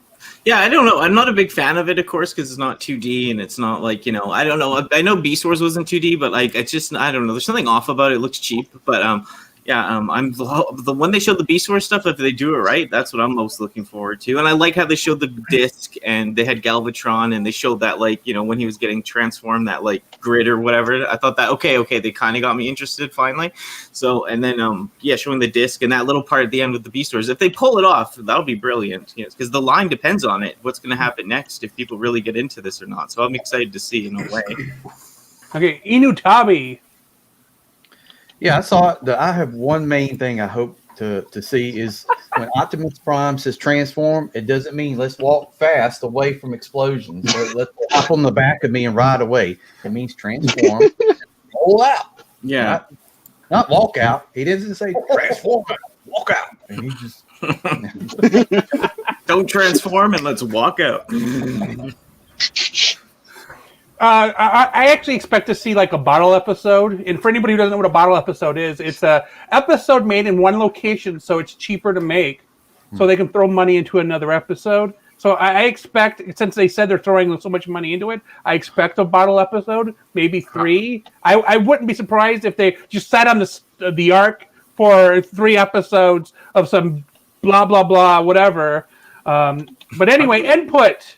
What would you like to see in Beast Wars? Or sorry, Kingdom. In Kingdom, well, I'll say that overall on my channel that I do have an entire theory about Kingdom and Galvatron and Earthrise and all that stuff in my spoiler review. I go really deep into it and everything. But I just bring that up because I'd love to go into it here, but there's no time, right? So. But I would love to see, first of all, Dinobot without Scott McNeil is going to be a problem for me. That's just, I can get over Prime, I can get over Megatron, I can get over Cheetor, I can get over all of them not having their iconic voice actors, but Scott McNeil just needs to be a must because that is Dinobot, right? That's his character. No one else has ever played that character or anything else. I just hope that in honestly, because I do like Siege and I loved Earthrise. I really hope that Kingdom just keeps it going and knocks it out of the park. However, I do extremely disagree with CrimsonRaptors in the sense that Siege being the best show since Beast Wars. Highly disagree. No way. We have Prime. We've got animated. We've got Transformers 2007, the Bayformer movie. That's everything but it. Yeah. But I'm just hoping that they close it off really good because it's only 6 episodes. That's my biggest concern is how well the story is going to end and wrap up. Okay, Bill, what would you like to see in Kingdom? Well, to be honest, I've only watched the first 3 episodes of Earthrise, but before I came on my vacation, where I'm currently at, I'm not even at home right now. I'm just, oh look, new background, because I'm not there. So I don't know what to expect quite yet, but I have enjoyed what I have watched, and of course everybody's spoiled it by now because that 2-week period is gone. So I would like to see. I'm really interested to see how they're going to handle the Beast Wars aspect of this because I is he holding a hammer? That's a fantastic question. I have no idea. I just am. I saw that and I was like, wait a minute. Did I curse somewhere in there? And he's like ready to hammer me. Oh no! His wife will catch you. But, by the way, excellent moderator. So good job. It's hammer time. No, I'm like input in that I really want to see. I'm not going to be particular about the voice casting. I agree somewhat with Scott McNeil being the only voice, but I can see others doing it too. I just see the direction they're going to take it because I did love the Beast Wars series, and yes, I liked Beast Machines too. I'm probably the only one here that did. I really enjoyed it. I really enjoyed. Look, at the time, for the period of time, bar none, no one had better CG animation than me. Yeah, it looked dope at the time. I would agree, and like it was just Music was good too. Yeah. And it was just as a splintered timeline, it'd be fine. yeah. But the problem with Beast Machines is it sets itself deliberately into the G1 era in the far future. You know, so I don't know. Does anyone remember that Trans Tech series that never came to be, where it's set in the future? Yeah. That would have been cool. That would be cool to have to take place rather than the G1 or even Beast Wars. Have that, get back to that. I know they dropped it. I can't remember why they dropped it, but we all saw the artwork and the teaser artwork that they released for it, and some of those images are like Prime's images and Fedor's images. They looked awesome. There were two reasons why Transtech never came about real quick. Is one, the engineering on the toys was going to be pretty costly. So that's why they kind of flipped over and went to like the REV stuff and had alternators as a holdover and everything. The other thing was that they had the prototypes. They were shipping them back and forth from the offices I think they had at the time was Pennsylvania, and then the manufacturers in I think it was China, and it literally had like the Starscream, like the Cheetor, like all the prototypes in there. They were lost by the Postal Service. And that was those were the test shots, just gone forever. Well, Soundwave, what are you looking forward to in the next chapter? I just binge watched Earthrise yesterday and today, trying to cram it in. And honestly, I don't know. I didn't really enjoy Earthrise. I liked Siege. I thought it was okay. Earthrise is just very slow. Just the way it's just the way the time passes is weird. Yeah. And it's just I don't know. I just don't like it as much as Siege, and I really don't care about how they do Kingdom. I've lost interest. I think my issue with Earthrise, honestly, is that after seeing the toy line, I was expecting a certain thing, seeing all the figures in like at least Earth modes, and that never happened. So that was a huge letdown for me. Definitely, they never made it Earth to like the final 2 minutes. Yeah. Yeah, they screwed people over because they said it was Earthrise. You thought they'd show like cars, but it just meant like how they're positioned looking at the Earth in space, right? Yeah. And then the toy line. Fair, before the toys came out, they did announce that Earthrise took place in space, and everyone's like, "What are you talking about?"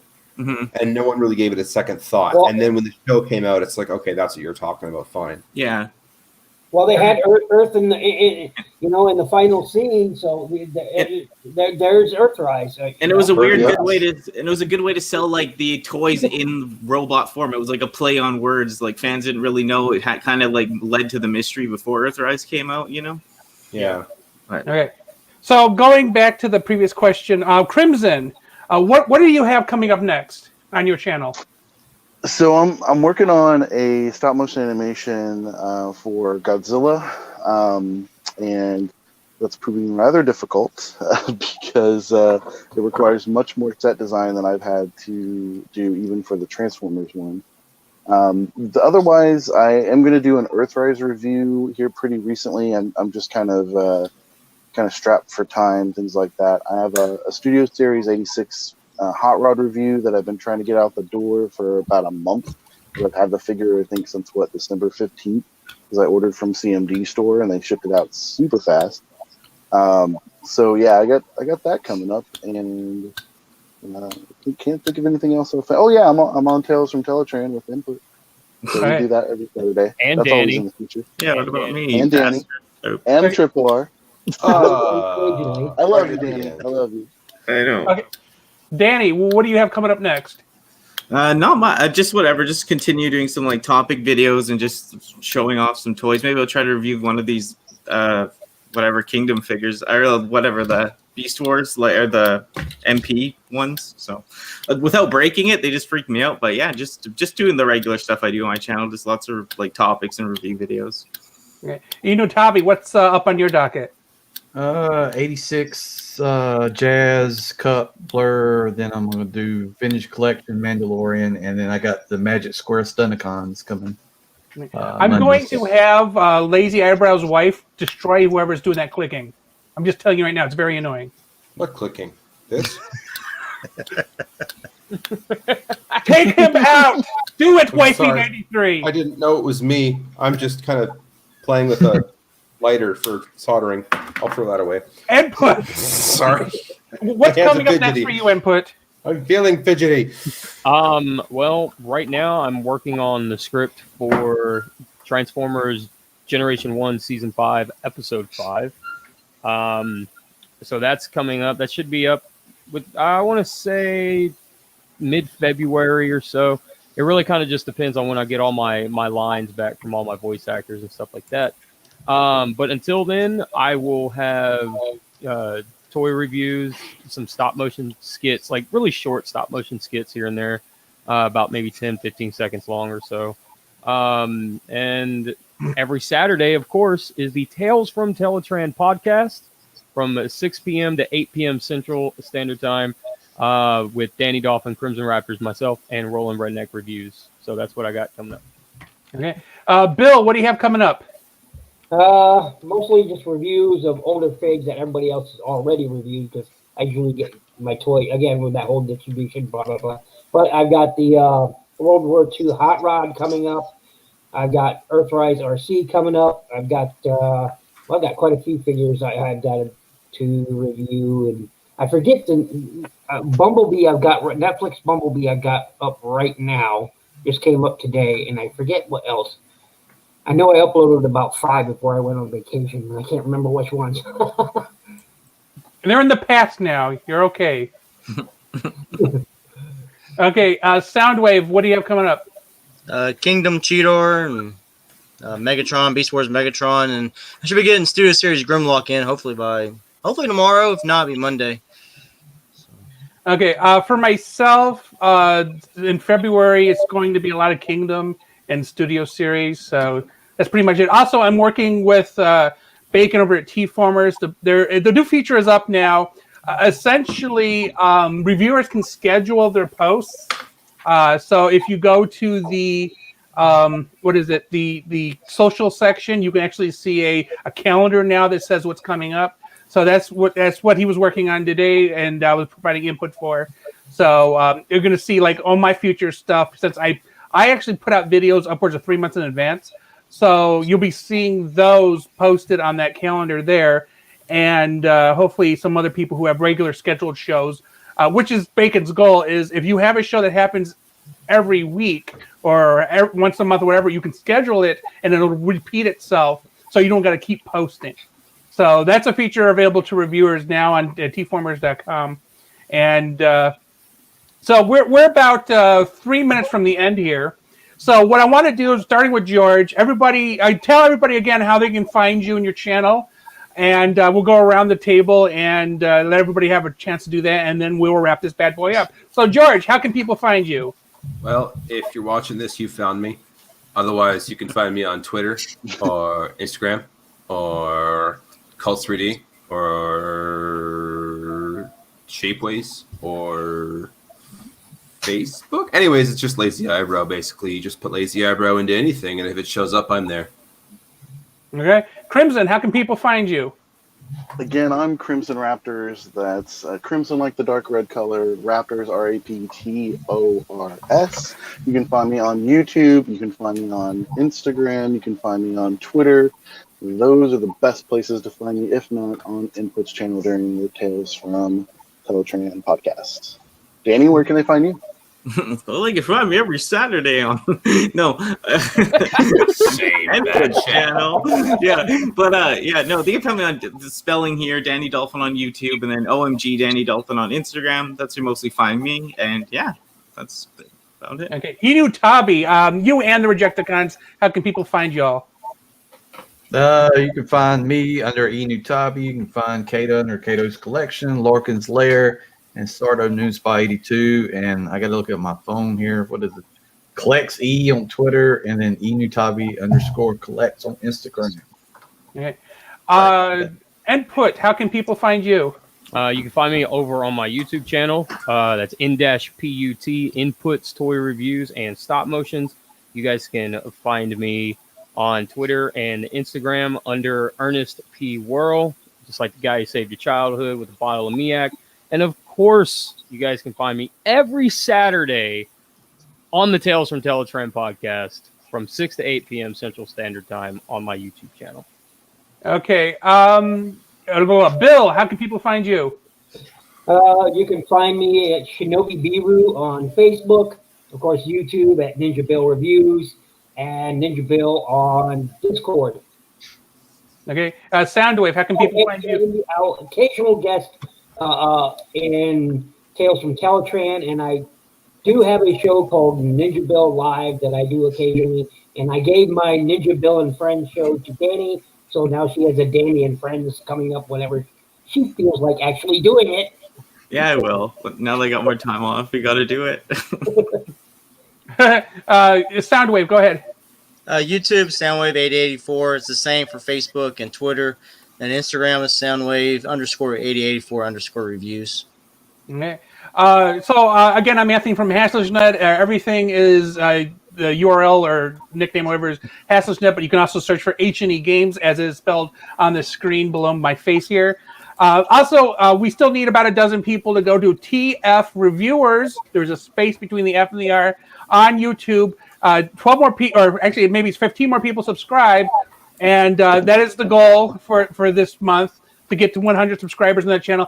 On that channel and on our website, you can actually find all 42 reviewers and a couple of affiliates. So you can check that out, subscribe, like, follow. H&E and TF Reviewers is on Facebook, YouTube, Twitter, Instagram, Friendster, AOL, Yahoo, where's it? Google Plus. So you can find us everywhere. So now that we are actually done, thank you everybody for joining. Thanks to Mrs. George for moderating the chat. You can call her Wifey 93. Wifey 93, as she is known, I guess. Thank you for everybody submitting questions, and I'm going to drop this back to George to wrap up. And goodbye, everybody.